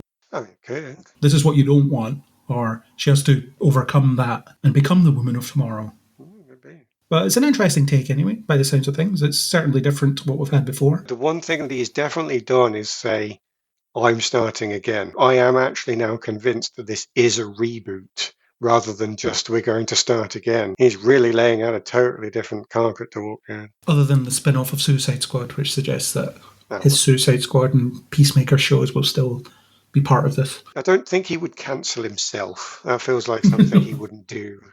Unless I'm judging him wrongly, I don't think so. Swamp Thing is the last thing a horror film that promises to close out the first part of the first chapter. Mentioning it as a horror. He's put out something that will have widely different genres, and they're not going to build an arc with an overarching story. Well, unless that's in the background. They really just want to have comic book films on the big screen. Well, fair play. Yeah, why not? Do something different. He has definitely done something different. Absolutely. Yeah. And he had more to say about, because we've got 4 films coming out this year that are relics, perhaps, of bygone plans. Yeah. Shazam, which we've already talked about, The Flash in June, Blue Beetle in August, and Aquaman in December. Gunn calls The Flash probably one of the greatest superhero movies ever made. Kind of has to say that, doesn't he? They always do. He also said the 4 leads of these films could potentially continue playing their leading roles in DCU projects down the line. There is nothing that prohibits that from happening, said Gunn. Wait. The 4 leads of, the current films. Right, okay, gotcha. Yeah. So Shazam, The Flash, Blue Beetle, and Aquaman. Right. Okay. Apparently there's nothing that stops that from happening. He did say in the video as well that Shazam is often its own thing, so it'll be easy to throw it back in there and stuff like that. So he's not completely binning off all the old continuity. I guess it's if you can slot it in without it seeming out of place, we'll maybe do it. Or maybe he's just saying that so we'll still go watch those films. Also, the big news, Ezra Miller is not being cancelled. I mean, how many people Yes. can say that? I've not been cancelled. That's mad. Yeah, he had some comments about that, or both of them did. Safran said the executives remained hopeful Miller was on a path to betterment. Ezra is completely committed to their recovery. We're fully supportive of the journey they're on right now. When the time is right, when they're ready to have that discussion, we will all figure out the best path forward. But right now, they're completely focused on their recovery, and in our conversation with them in the last couple of months, it feels like they're making enormous progress. People just don't get the chance to do that. Yeah, well, there was another slight issue because Zachary Levi this week, as we record, tweeted some pretty dodgy things. He tweeted something about he agreed with an anti-vaxxer who was criticising Pfizer, but that could have just been him criticising a pharmaceutical company. Plenty of people do that. He said some weird things about being friend-zoned or something like that. It seemed like it was blown up out of proportion, to be honest, and his dad died like 5 days ago or something like that. Cut the guy some slack. He's probably not in his right mind, which probably means he shouldn't be tweeting, but not in his right mind. They discussed their approach to casting. The TV series will look to cast actors who will also play their parts on the big screen, just as John Cena played Peacemaker in Suicide Squad and Peacemaker. Anyone cast as Hal Jordan, Jon Stewart, and Lanterns will then cross over in the films. And as before, the animated people. We don't want the series to feel in any way like Stepchildren or lesser than, said Gunn. It's just another way to tell a story. You like being able to spend 8 hours digging deep into certain characters.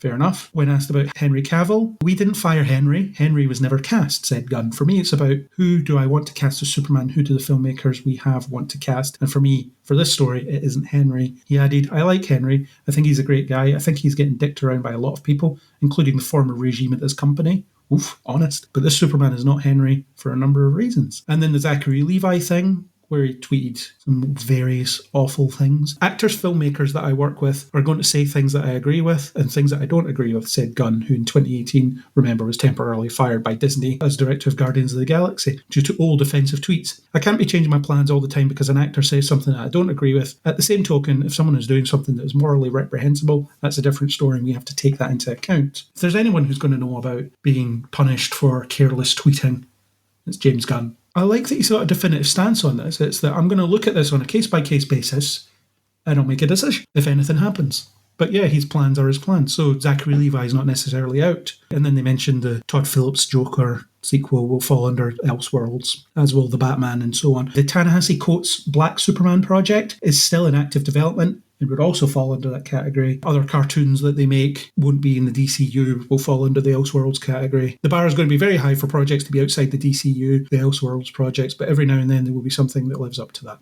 So there we go. Totally different approach. I think the right thing to do, because if he built an arc, he would be copying Marvel whether he liked it or not. So the idea of just dropping an arc and just saying, no, we have a universe with all manner of funky stuff in it. Come and watch comic book stuff. That's a good decision. His video makes repeated references to an ongoing story. Oh, does it? Oh, so that is going to have it. Okay. All right, fine. Well, it's the you're damned if you do, damned if you don't thing. And it's like, yeah, we're going to do an arc, but we're going to do it our own way. True, but I was actually quite pleased with the idea that they had done something different. And now it feels like, oh, no, we're just going to lean back in a little bit as well. It doesn't ruin it. It's just that I was so taken with the idea of, oh, yeah, this is completely different to Marvel that I was just carried away on that wave for a bit. I've got to turn back around. I think they're doing a sufficiently different approach to make it not seem like they're just copying Marvel. Because it's not that the end of our story is definitely going to be the creation of the Justice League, for example. They haven't even said what their story is, they just said there is one. He also said it's not the Gunverse. It's got to be all these different feels from all these different stories. That's what makes it so fun. The stories are completely different. Each has their individual expression of the writers and the director that are making these projects.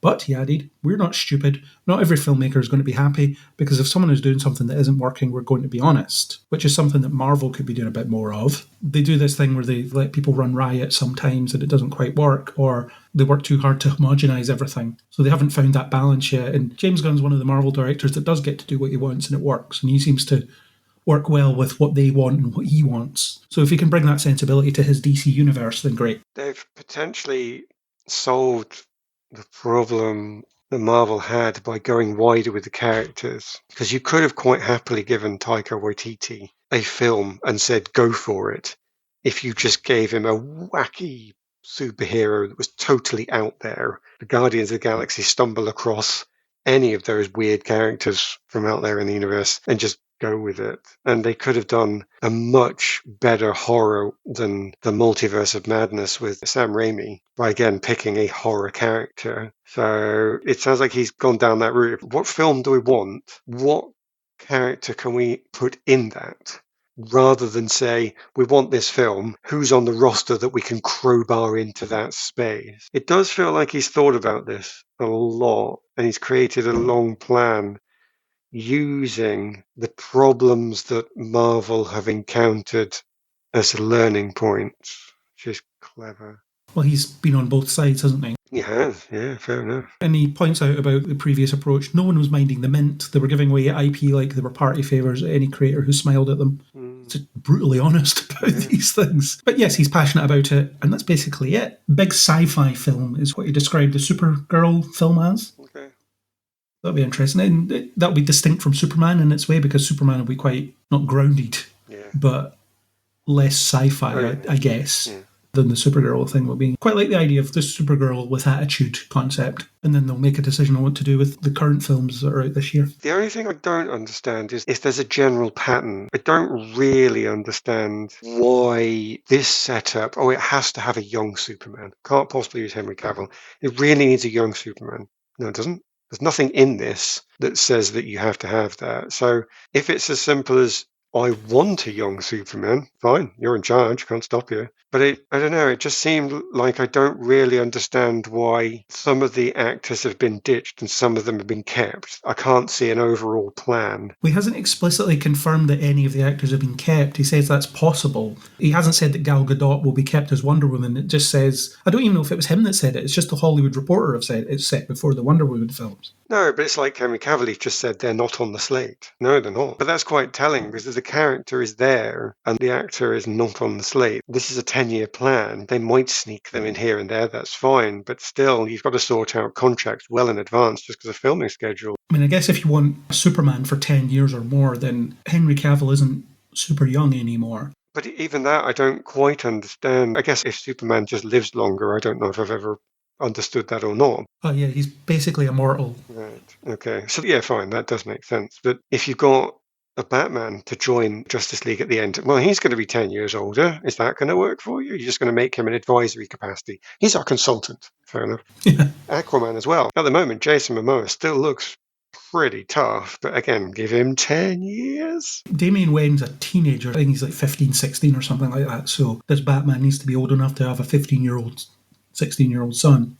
Yeah. That could make him 35. It could. I mean, it doesn't really matter. They're starting again. They can do what they want. I think it's just, if he's being this honest, you think, I'd just love to know. You've got Jason Momoa is an awesome Aquaman. There is very few people that could make that character cool. Nobody's going to challenge that. I don't think you could slide someone else into that role and have it work in the same way. No. So you sort of understand, okay, well, we're stuck with you because you're just too good. But then you get Henry Cavill is a great Superman as well, and it feels like if it's just the age thing, well, no, I don't buy that, because some of the other characters are too old. He could be a great Superman, he just never had the chance to be. Yeah, well, to be perfectly fair, when I say Jason Momoa is a good Aquaman, that doesn't necessarily mean the scripts were great. I just mean he's a believable Aquaman. Not that I thought his stuff was any better. I didn't come out of the Aquaman films going, that was amazing. I was so moved by all of this. He had a fun action romp. It's that he just fits the character well. And therefore, I can go back to Henry Cavill and say, he fits the character really well. So to my mind, they're both the same. So differentiating between them. Oh, no, it's just the age thing. Well, okay, you've already beaten that, because Jason Momoa is not a spring chicken. He looks good, but he is not in his 20s anymore. He comes to Batman, blah, blah, blah, blah. So I don't know. It does feel like, it's being really honest. No, there's other stuff going on here. And even if it's just, I want to make this story. Well, fair play to you. Like I say, you're in charge. I think I'd like to see that little extra bit. I shall be curious about that as we go through it. That's all. That's all I can say. And then the thing is, young Superman can be anything. 20s, 30s. Is that young? It's kind of weird to see it because I'm getting older. Is potentially I like the idea of an older Batman. Because I'm getting older, if that is the reason, I might like to have seen an experienced Superman. If you're really going to make them, these are the diamond characters who are standing behind the new crop, who are supporting them. Then an older, wiser Superman, to me, fits perfectly. And all of a sudden, oh no, but we want Superman to be the guy at the front being led by the other character. Well, no, he's supporting the others, but he's a new guy. It's not a problem. It's not awful. It's just one of those ones where you think, I'm still curious. There's still stuff going on here. Yeah, I get what you're saying. And certainly the sliding definition of young is something they could potentially play with. And then experience, he could still be experienced. If you look at the Spider-Man video game, for example, he's been at it for 8 years, but that's from when he was 15. Yeah. So he's like 23, 24. So you could still have a Superman that's been doing it since he was 18. Now he's 26 or something. Yeah, but we won't have that though, because I thought the whole point was that he was doing the equivalent of a year two, a young, inexperienced Superman. Well, it just says that he's trying to resolve his Kryptonian human heritage, which is something he can do at any point. It is, but based on the previous stuff, I've more got the idea of somebody who was late teens, early 20s, going through the quarter-life crisis. Anyway. If it comes down to what he said, there's a key line in there which everybody should be using by default and shouldn't need to put on there, which is, we're going to make good films. And you'll like them because they're going to be good. Duh! If you can do that, you're a step up some others already. So carry on. Exactly, yeah. Anyway, staying in the DC vein, it's CW, but DC as well, we have our Lex Luthor for Superman and Lois Season 3, an actor called Michael Cudlitz, who is best known for The Walking Dead and Southland, who has been cast as Lex Luthor in Season 3 of Superman and Lois. The end of Season 2 revealed that Superman and Lois is in fact not set in the Arrowverse.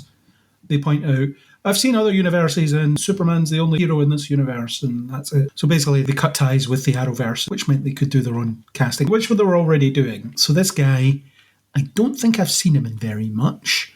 He was born in 1964, so he's an older Lex Luthor, Sure. Which is fine. Some people were fan casting Billy Zane as Lex Luthor, and one of the counter arguments is he's too old, so that flies in the face of that, which is funny. He did a voice in Invincible, The Walking Dead. He played Abraham Ford in 39 episodes, and quite a lot of it.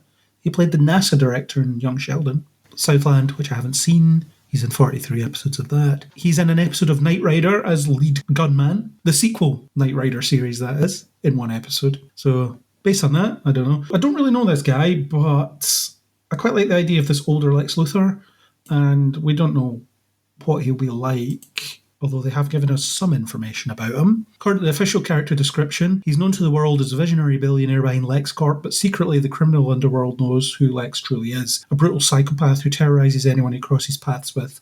When Lex debuts this season, it's been years since he dropped out of the public eye, and he's re-emerging hell-bent on correcting a personal injustice by enacting revenge on the two people he feels have wronged him, Superman and Lois Lane. Fair play. I know nothing about him or the series, so I'm afraid you're going to have to carry this. Well, I don't know anything about this guy, but I'm encouraged by anything they've done so far, so I have no reason to doubt this one. Fair play. If Chris was here, he would wax lyrical about how much he hates Lex Luthor as a character, so that's something that he could talk about at some point. Right. I think he just is annoyed by the over-reliance on him, and he hasn't cared for some of the more recent portrayals. Okay. So your Jesse Eisenbergs and your John Cryer and so on, or the way they're written, certainly, maybe not how they're performed. There's only so much an actor can do. Yeah, definitely. So that's happening. Next thing is, Disney are moving on with Tron Ares. Disney's early negotiations to set Joachim Ronning to direct. Jared Leto is going to be in it, despite the fact that no one seems to like this guy. He keeps getting work. You keep saying that, by the way, and I'm going to keep saying it back. I like Jared Leto. Yeah, but the internet hates him. That's the internet's a horrible place. Twitter is not real life. Yeah. I will give you that. If the internet hates you, we all know the internet is a horrible place. Is that really such a bad thing to be hated by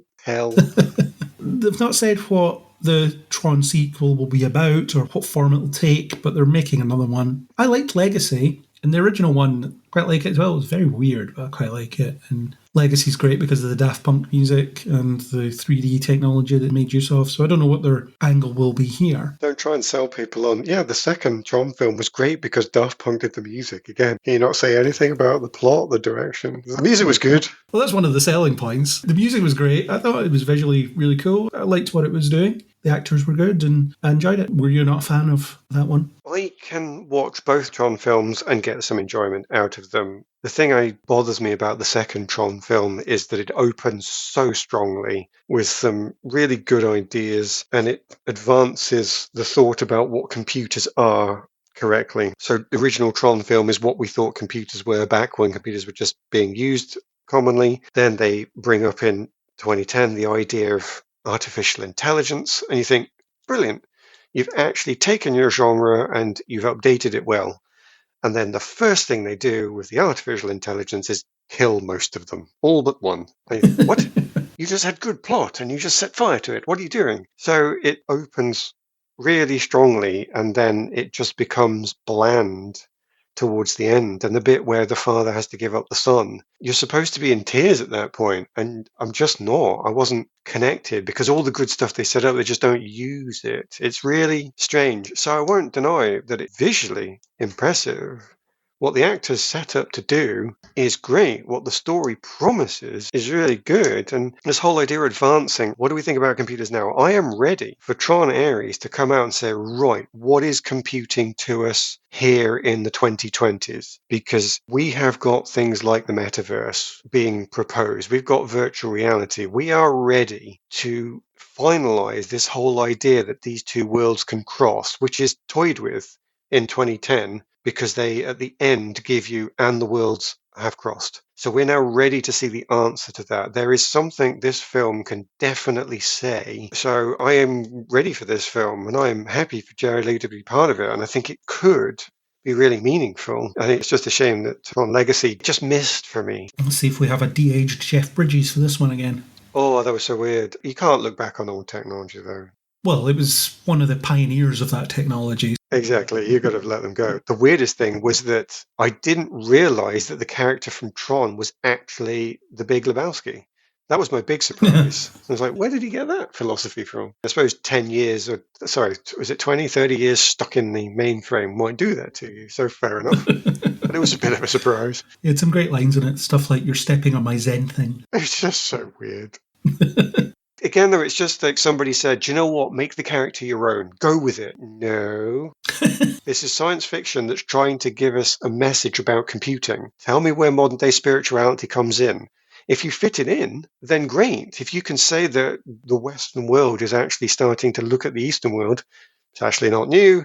That's decades and decades old. But if you're going to make a comment, fair enough. But if it's just, I don't know what I'm doing, so you put something in to fill my gap. Stop it. Stop and start again and think, no, can we build something here? Let's have plot. You've set something up where you're going to be meaningful. Don't just panic. Push any button in front of you. So we'll see what happens with that. It won't be too long, actually. They start filming in August, so it'll be a couple of years from now that it will actually be appearing. The next up is a film I forgot to talk about when I was talking about what I'd been watching. Megan, or Mithrigan, our latest killer doll slasher movie, is getting a sequel. And there's no surprise because it cost almost nothing to make and it made a ton of money. So therefore, they're doing another one. Screenwriter Akela Cooper is returning to pen the sequel. Plot details haven't been revealed, although Alison Williams, whose character helped bring to life the chaotic AI-like doll, will be back for 2.0, as will Megan's pint-sized bestie, played by Violet McGraw. The film will be called Megan 2.0. No reason why this wouldn't be good. The first one is really good. It's not an exceptionally gory slasher movie. In fact, the slasher elements are actually a fairly small part of it, and it's quite tongue-in-cheek in places, but I've really enjoyed it. I thought it was a really nice surprise. Sometimes you get this, oh yeah, this was made for nothing, and they really did a good job with it. Maybe I should give it a watch. Well, definitely. It's an hour and 40 minutes long or something like that, and it just moves. Good for them. They made something small, and they're getting rewarded for it. No, fair play. On the other end of the financial spectrum, we have some news about Avatar 3. Basically, James Cameron says he'll introduce some evil fire Na'vi, hinting that he wants to show the Na'vi from another angle. I read that and I thought, what are you doing? We talked about the fact that I haven't seen Avatar 2 yet, but was interested enough to read a lot about it. And I've got a couple of thoughts. The most amusing one actually is that in the gaming community, when you say Avatar to somebody, the first thing they think of is not James Cameron's films. It's actually The Last Airbender. It's The Last Airbender, and the anime that is really popular and has spilled over into other stories and games and so on. Well, they had to change their name because of James Cameron, didn't they? Well, the perversity of it is, he might say, oh, yeah, the name is taken, and you shouldn't confuse my thing with theirs. And yet now you're bringing in, well, on top of the original air Navi, given in Avatar 2 the water Navi, and now you're going for the fire Navi. You're just being perverse now, trying to make these things the same. I mean, if they can ever bend the element as well whilst they're doing it, if these things can control fire and they are essentially firebenders, then that is just going to be ridiculous. Anyway, that's his mistake to make.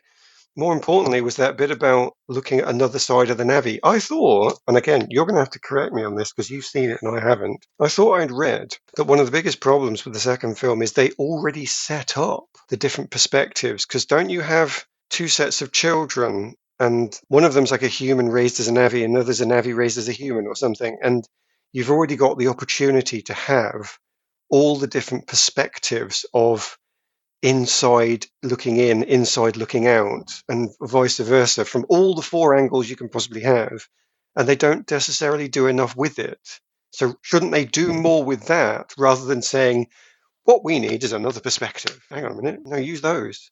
Because those characters can grow up, can't they? My problem with the Avatar sequel is that it tries to do too much. It throws so many things in and it just doesn't really latch onto any of them. Right. The first Avatar film, no one's going to praise it for its originality, but it's a simple story of one man learning about another culture. Yeah, fair enough. You follow his understanding as it grows. Yeah. You're always seeing it through his eyes. And yes, it's a problematic white savior narrative and all that stuff, but from the point of view of a story about guy starts off not getting this and ends film by getting this, it works. And you're there with them the whole way through. And then through that, you get development of Neytiri because she's part of his story. She's teaching him, so therefore she has opportunity for developing. But the sequel didn't know who its main characters were. There's too many children.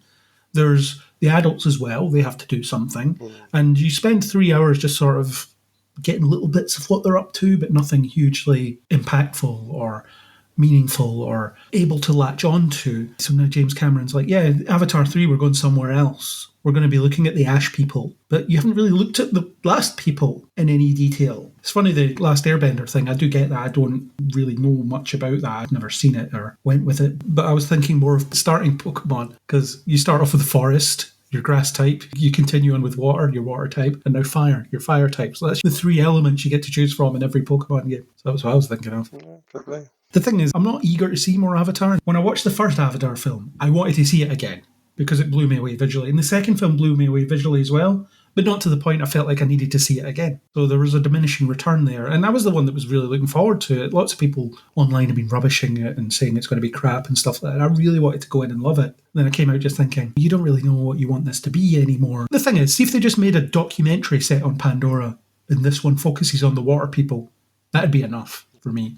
But we're getting Fire Navi now, so that'll be something visual to play with. I bet it'll look spectacular, yep. Yeah, but it's just, I don't know, how do you traverse that in interesting ways? Because with water, there's ways you can move around and whatever, but fire, not so much. We will find out. They're definitely making this one. Moving on, we have Antoine Fuqua to direct Michael Jackson's biopic for Lionsgate. John Logan writing the script. He's a good scriptwriter. And Bohemian Rhapsody's Graham King producing. Not much has really been said about what the film will be. It's going to be a Michael Jackson biopic, which had to come around eventually. Another piece of news that I had to squeeze in because they recently cast it, but Michael Jackson's nephew, Jafar Jackson, is going to be playing him. That's interesting. As you say, it's free money. That's always going to happen. According to Lionsgate, the film will address all aspects of Jackson's life, though it's unclear how it will address so many controversies involving the late music icon, given that the biopic has been made in conjunction with his estate, which has defended him against accusations. Those accusations were returned to the public discourse thanks to the documentary Leaving Neverland. Putting a family member in there means that it's going to be pro-MJ. Probably, yeah. And the thing about biopics is the ones that are birthed to death I always feel are limiting, because what you get is you got a couple of scenes of whatever as they progress through their life, whereas the best ones are focusing on this pivotal 2-week period or something like that. Here was a landmark time in this person's life, and it sort of encapsulates who they are. You can obviously bring in flashbacks or whatever to other bits of it, but predominantly it's this one event. It's what's best about it, or is the best way to do it for me, because all the birth to death ones are the same. I felt like that with Elvis, although that was more about the Tom Hanks character than it was Elvis himself, despite the title. The Michael Jackson thing, yeah, it's going to be a bit like Bohemian Rhapsody, isn't it? Because that was controlled by the surviving members of Queen, who painted themselves as more saintly, and Freddie Mercury is as loose cannon. Because I'm sure Brian May never took drugs. But if you watch that film, he didn't. It was all Freddie Mercury that was misbehaving. Okay. So with this, we're probably going to get a pretty sanitised look at Michael Jackson's life. Like I say, you put a family member in, you know what you're going to get. Yeah, and if the estate are handling the production side of it, or involved in the production side of it. That's it. Aye. Anyway, moving on. We have a remake of Ghost coming, starring Channing Tatum, potentially. He's definitely producing it anyway. Vanity Fair goes on to report. He tells us about how the production company, Free Association, is trying to pull together a remake of Ghost, with him potentially playing the Patrick Swayze role. But we're going to do something different, Tatum added, noting the 1990 original contains problematic stereotypes. I think it needs to change a little bit. I've seen Ghost once. I wasn't a fan of it, but I'm surprised it's taken this long, to be honest. It's one of those ones where people have been looking around for what can we remake, and that's on the list. Yep. It's next up. Has he still got it? He's 42, I looked up. Potentially he has. Channing Tatum. Will he still have it in 3 years if the film gets made? I don't know, maybe. No reason why not. But at the moment, it feels like that's what they're selling it on. You'll get to see him doing some half-sexy scenes with presumably some hot young actress. Yes, there'll be pottery. They'll remake the pottery scene. Which would be a mistake, I think, because that's already iconic. Just don't do that again. They'll put something in to have the equivalent, though, and it'll be like, oh, God, no. Yeah, probably. And it'll either be crap or not. I'm not hopeful, but who knows? Okay, moving on. Paramount's adaptation of Tom Clancy's novel Rainbow Six has found a director. Chad Stahelski, director of the John Wick movies, has been tapped to direct a feature project that's serving as a Michael B. Jordan action vehicle and follow-up to the action thriller Without Remorse. The film I've seen, it has a Marvel-style post-credit scene where he meets with someone and says, I'm going to put together a team. I think we'll call them Rainbow or something like that. The Rainbow Verse is coming. The Tom Clancy verse? I don't know. What would you call that? I've read some Tom Clancy novels. I don't know. They are what they are. People love them. He's probably made a lot of money out of people adapting his stuff into video games and things. Without Remorse was okay, but I don't remember that much about it. Free money. Yeah. Michael B. Jordan, though, he's always good. And if you put him in front of something, chances are people will watch it. Yeah. Free money. Doesn't really say what the plot details will be, but that's it. Chad Stahelski's a good director. The John Wick movies are excellent, so maybe well directed if nothing else. Cool. Megalopolis, Francis Ford Coppola's self-financed film, which is interesting in itself, has cast Giancarlo Esposito. He was in Breaking Bad and all sorts. The Boys, everything. He joins Adam Driver, Forrest Whitaker, Natalie Emmanuel, John Voight, Lawrence Fishburne, Aubrey Plaza, Shia LaBeouf, Chloe Feynman, Catherine Hunter, Dustin Hoffman, D.B. Sweeney, Talia Shire, Jason Schwartzman, Bailey Ives, Grace Vanderwall, and James Remar. What are these people all going to do? Good They're going to question. give out 5 minutes on screen each. It's a bit like when they were just announcing home run after home run for June. And then you see how they're using the film, you're like, oh, okay. I suppose, actually, yeah, to be fair. There's just no extras. They're all famous. The film, The Fate of Rome, haunts a modern world unable to solve its own social problems in this epic story of political ambition, genius, and dangerous love. Budget is just under 100 million, and Coppola recently told Deadline the film is on schedule and on budget, which seems somewhat dubious. There's been talking about ballooning budget. The crew all quit because the working conditions were awful. So there's some issues there. He's a weird one. I don't know it well enough, so you have to correct me. I think he's had one self-funded film that was a total failure, but then didn't he put money himself into Apocalypse Now? Or even if he didn't put his own money into it, he led a film that had infinite production, let's call them problems, lightly, and yet people freaking love it. So this is a coin toss at the moment. He's capable of pulling this out of his backside still. Apparently he's financing it with the tens of millions he made selling his popular North California wineries. Fair play. But basically it's issues there in terms of the crew quitting and all this stuff. So it sounds very like Apocalypse Now, which was a nightmare for everybody involved. Not everybody got diarrhea and stuff like that, and they're in the middle of the jungle and it's hot and they're all hallucinating and whatever else. Sounds like it could be a really interesting project.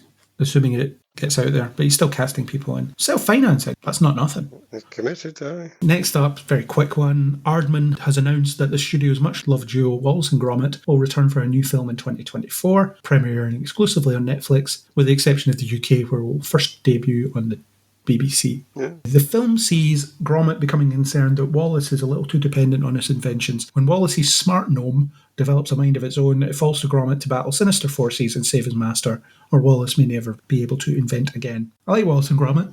Yeah, absolutely. If they keep up the work everybody loves, carry on. I guess they've been quietly working on it for a while. Better let them ramming them all out, yeah. They physically can't make them quickly because of how they make them. Right. A frame of animation takes like a day or something like that because you have to move, capture, the stop motion. Anyway, Stephen Colbert is to produce Chronicles of Amber. The books have been cited as an influence on Game of Thrones. George R.R. Martin recently stating he wanted to see the books brought to the screen. Colbert says, George R.R. Martin and I have similar dreams. I've carried the story of Corwin in my head for over 40 years, and I'm thrilled to partner with Skybound and Vincent Newman to bring these worlds to life. The Chronicles of Amber follows the story of Corwin, who's said to awaken on Earth with no memory, but soon finds he is a prince of a royal family, and the ability to travel through different dimensions of reality called shadows, and rules under the one true world, Amber. And based on that, it doesn't sound that exciting. It's funny, really, because I know Amber so well because it's so big enough to become a role-playing game. And it's a role-playing game that's actually well known because it uses a completely different rule set than people are used to. It's almost exactly opposite of Dungeons and Dragons. It's a game where people can mostly get into character and talk at each other for 4 hours. And there are some resolutions that you do have to allow a small amount of chance, but it's a big game of politics and discussing ideologies. It makes it weird, actually, to come back from that and think, hang on, but what's the film's actually going to be about? Obviously, it'll be about the books. I think if I try and say, well, what's in it for you? I think it could be the multiverse of madness that Chris wanted, where there's lots of things about a multiverse, lots of things overlapping, and potential consequences of actions being spread really wide, with a core group of characters trying to tie everything together. The biggest danger for it will be if, and I think this is in the books because I've not read them, I was just looking at the other day because I've got that roleplay connection, but I think it's a big danger that they make it generic and you end up with a mass army battle, and at the end of it, it's just people fighting across dimensions. Now, that's not what I think the books are, but the books do have monarchs, kings and queens using their armies to fight each other. And that's where you get your Game of Thrones connection. So it's not like that isn't in the books, but I think if they lean more into what the role-playing game is, which is people having trouble with ideologies, looking across different dimensions to see what they want to support and what they don't want to support, and making it a personal struggle against the chaos in the background, then you could have an interesting personal story, as I say, set to this multiverse of madness set up. And I think that would be a science fiction that you could enjoy. Saying that, I know what production teams are like, and I know that someone will say, where's your big set piece with your large armies fighting to save the dimensions and the multiverse? So it could go either way. I hope it goes in the former, but I fear the latter is likely if nobody stops it. Well, I suppose there's no reason you can't have both. You just have to earn the big battle. Yeah, fair enough. That's true. Yeah, sure. And Stephen Colbert is a huge fan of the books, so maybe he'll have some influence in keeping it on task as to what he likes about them. Fair play. Yeah, that'd be good. There's a positive spin, I suppose. But yeah, I agree there will probably be some kind of massive set piece thing that will be in the trailer. Come see this because it'll have this in it. But like I say, you can earn it. The first Avengers film, for example, ends on a huge set piece where they're fighting aliens in New York, but you're ready for it. You've earned it. You're on board. Absolutely. Yeah, fair play.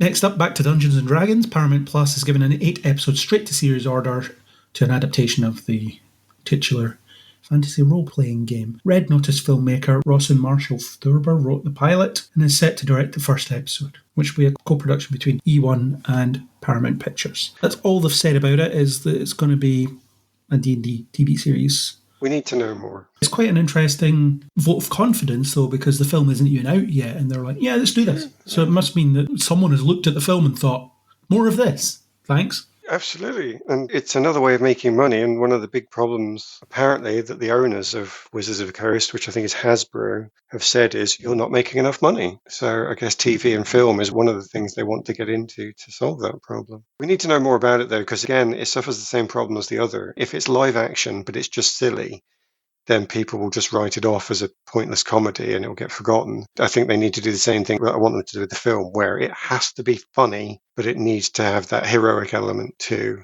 And it also needs to solve the problem of everybody's going to be saying, where is Uni? And I don't know if you get that reference, but I assure you that the Dungeons and Dragons people in the audience will, and that'll be a big disappointment that they have to get past. It's unlikely it'll have the likes of Chris Pine, etc. in it. I'd be very surprised if it ends up being a direct sequel to the film with those actors in it. But maybe. Streaming has become really big in terms of attracting talent, so you never know. It doesn't need to, it just has to have that same feel to it. We'll see. I've got my eye on this one because I want that extra information. That's the thing. Well, more will be coming. They're fast-tracking this by the looks of things. Do you want to talk a bit about the controversy, or do you think it's well and truly put to bed now?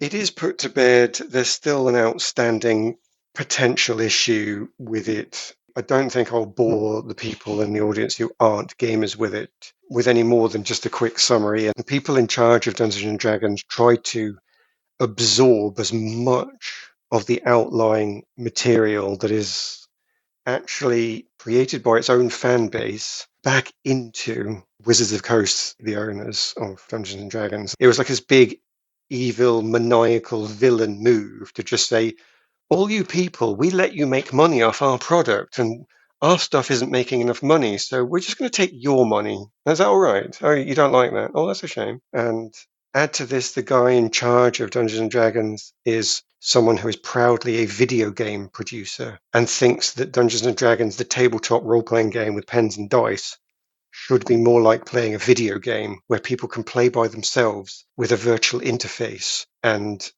it'd be really good if they could make microtransactions like you do on a video game. So essentially, he wants to take what ruined video games and make the tabletop game ruined in the same way. And everybody was just incredulous. We couldn't believe it. So everybody stopped giving their subscription money to Dungeons and Dragons. Wizard of the Coast went, oh my God, we're losing loads of revenue, and caved. Not only have they caved, they've officially put a lot of their stuff out into Creative Commons. So they've said, right, all you people that create stuff that make Dungeons and Dragons popular on our behalf, keep doing that, please. What everybody's saying is that's a massive win and we keep our money and our ability to create. That's a massive success. But what we now need to know is, are you still going to pursue this video game argument and create your online Dungeons and Dragons and try and suck all the people away from us and turn D&D into a video game, which will probably kill it. So the community won, and that's a good thing, but that doesn't mean that the owner of Wizards can't drive his bus off a cliff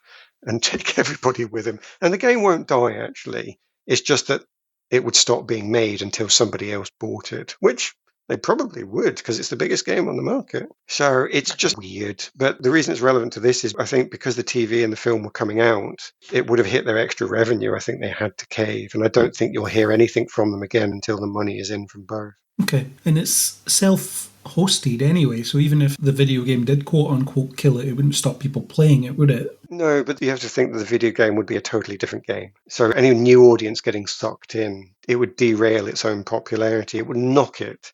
But yeah, all the older school people would still play it in their houses, and that would keep it alive. And then somebody would probably buy it after it crashed. They'd burn the video part of it and move on. I mean, I suppose there's no reason it couldn't be both, right? You could have a Dungeons and Dragons video game. The thing is, there already are. All right. I'm not surprised by that. The idea of, hang on, you've got successful video games on one table and you've got successful tabletop games on another table. Why are you trying to take two successful tables and merge them together into one table? You've got two income streams and you want to reduce it to one. I know that microtransactions are worth a lot of money, but that is massively cynical if that's the only way you can think of to make money. It's just a madness. And as I understand it, the license that predated this allowed for people to take the IP and spin it into their own thing. So people built their livelihoods around running games and They had. whatever else. Whereas, to use another example, Star Trek, for example, Paramount once let people use the Star Trek license to make fan films as long as they weren't profiting out of them. And then there was one that abused that, and that's a bigger story that we won't go into. Nobody should be going into making a Star Trek, Star Wars, whatever fan film thinking, I'm going to make tons of money out of this. But with D&D, you could go into it with the mind of making money. And they allowed that. You could, yeah. And people did it very successfully. Issa, who sometimes appears on the podcast, she talks about that's her partner's livelihood. I don't know how that is. Maybe she can tell us about that one day. But she cancelled her subscription, as you talked about there. Have most people renewed those subscriptions now that they've caved, or are they still in a holding pattern? I think people will be going back. I've actually not heard any chat on this, and I'm going to keep my eye open for it. I think it's still a bit new, and people are still wary, because if they do try and shut down the future, people need to know that as they go in, because your livelihood is all about what's new. So it's fine for people that are creating their own primary content because you can keep selling it. So you've got people like your Pathfinders and the Star Wars video game, was it Knights of the Old Republic? People can still make stuff like that and make money off it. That's primary content. But the secondary content where you've got streamers and YouTubers who are reviewing that content, who are coming up with fun ways of taking that primary content and merging it together, who are running games for other people to watch to sort of sell it. Those people function on what's new and hot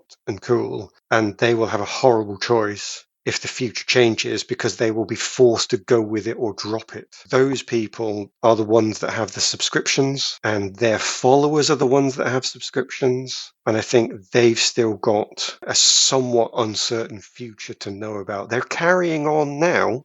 People have restarted and they're still producing the secondary content, but there's still this nervousness about, well, yeah, but the time might be up. And the thing is, other companies, so Paizo and so on that did Pathfinder, I think Monty Cook Games, the Goblin one, I can't remember, something Goblin, they've all created their own initiative. And it's entirely possible that these secondary content people will actually turn away from Wizards and go with these other collectives. So everybody who's not Wizards of the Coast and D&D, the original people, have all sort of ganged together and have carved out market share. And they could keep it. You might find that Issa's partner just signs up with Pathfinder and goes with them instead. Okay. And they might have to. So, strange days. Very strange still. It's very much a case of it wasn't broke, so don't try to fix it then. Well, Hasbro said it was broke because it wasn't making enough money. Whereas everybody turned around and said, well, how about you learn the lessons that Marvel did? You could just make better stuff that people buy. How about that? Because some of the stuff they've produced is of seriously lower quality than the third-party people. Just churning it out. They churned it out, but this is obviously not going to work. So just try making better stuff, and you'll probably find that it makes money because you set it up this way. There's a reason D&D is the biggest game in the world, tabletop game. A reasonable expectation. If you make good stuff, we'll buy it. I mean, exactly. Oh, what's James Gunn's principle he just put out there? Is it new and special? Has he just thought of this by himself? No.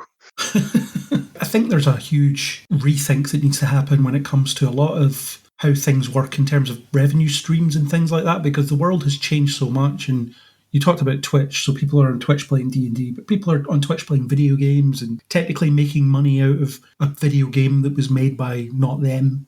By playing it, people are watching them play it, and they'll give them money for the privilege of enjoying that. And video game companies have talked about trying to snap some of that up. There was that issue with YouTube quite some time ago. It was about you can't stream this or that or whatever, and they're always demonetizing content because they think it breaches copyright when it doesn't. You put 5 seconds of our trailer in your video, so we're taking all your money. Yeah, we're giving you free marketing here. Also, no, fair use. I'm allowed to use 5 seconds of the trailer to expand my point that I'm trying to make here or whatever. A rethink needs to happen because the old model doesn't work anymore because the technology has changed and these rules are still written without that in mind. The stupid thing is they could do a virtual tabletop like they're doing now and still put microtransactions in. They don't have to turn it into this new thing. Anyway, It's a whole big thing. Watch this space, I guess. We'll see how it all develops. Last couple of bits now. William H. Macy is joining the Kingdom of the Planet of the Apes, which also stars Owen Teague, Freya Allen, and Peter Macon. Wes Ball is on board to direct. It starts a new chapter in the Apes saga, picking up many years after the conclusion of War for the Planet of the Apes. It's unknown who Macy will be playing in the pick. I just like to remind people that this is coming, because I loved those Apes movies.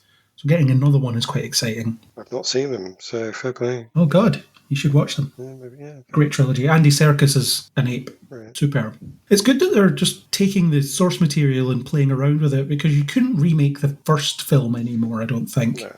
Because the twist is so ubiquitous, isn't it? You couldn't reveal it's Earth and have anybody be shocked. Because everybody knows. Or maybe they don't. Maybe a modern audience just don't know. It's possible. But it was easy to find out. Yeah. Like when they adapted Winter Soldier, there was just casual spoilers about Bucky online because there was already a comic that wasn't written all that long ago. So it could be a bit like that. But anyway, another Apes film. So that's something for you to do. Catch up to that trilogy. All right. Last thing, we have some casting for the Frasier sequel. One of them is Nicholas Lyndhurst, which nobody could have predicted. You could have won a lot of money if you tried to predict that. It's not a huge surprise, because as came out after it, Nicholas Lyndhurst and Kelsey Grammer were on stage together in London in a play.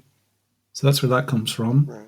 Plot details are being kept mostly under wraps, naturally, but the official logline states Frasier is off to a different city with new challenges to face, new relationships to forge, and an old dream or two to finally fulfill. Frasier has re-entered the building. So it's Frasier, basically. That was the concept of Frasier the show. So doing that again. It feels like change everything whilst keeping it the same, and that is the known formula. So they've got Nicholas Lyndhurst. He's intelligent but boozy, all right? So he's both Niles and the dad in one, and he's British, okay? So he's also Daphne. All right, brilliant. So they've managed to keep all of that in there. British boozy and larger than life. Alan Cornwall, an English guy called Alan Cornwall, come on. Alan has an intellect on par with Frasier's, if only he ever felt like using it. Alan's mischievous streak might be just what Frasier could use to shake up his routine, while Frasier's thoughtful guidance might help Alan find some of the direction he's been missing in his own life. So like you say, a bit of a Niles type. Well, I think he'll be Niles and Daphne together, because he'll be Ditzy to be Daphne, he'll be, as you say, intelligent, and Saki to be Niles. And if he's a bit boozy, then he'll be the dad as well. If they do it well, then they've got Fraser in a different part of his life where he's the father,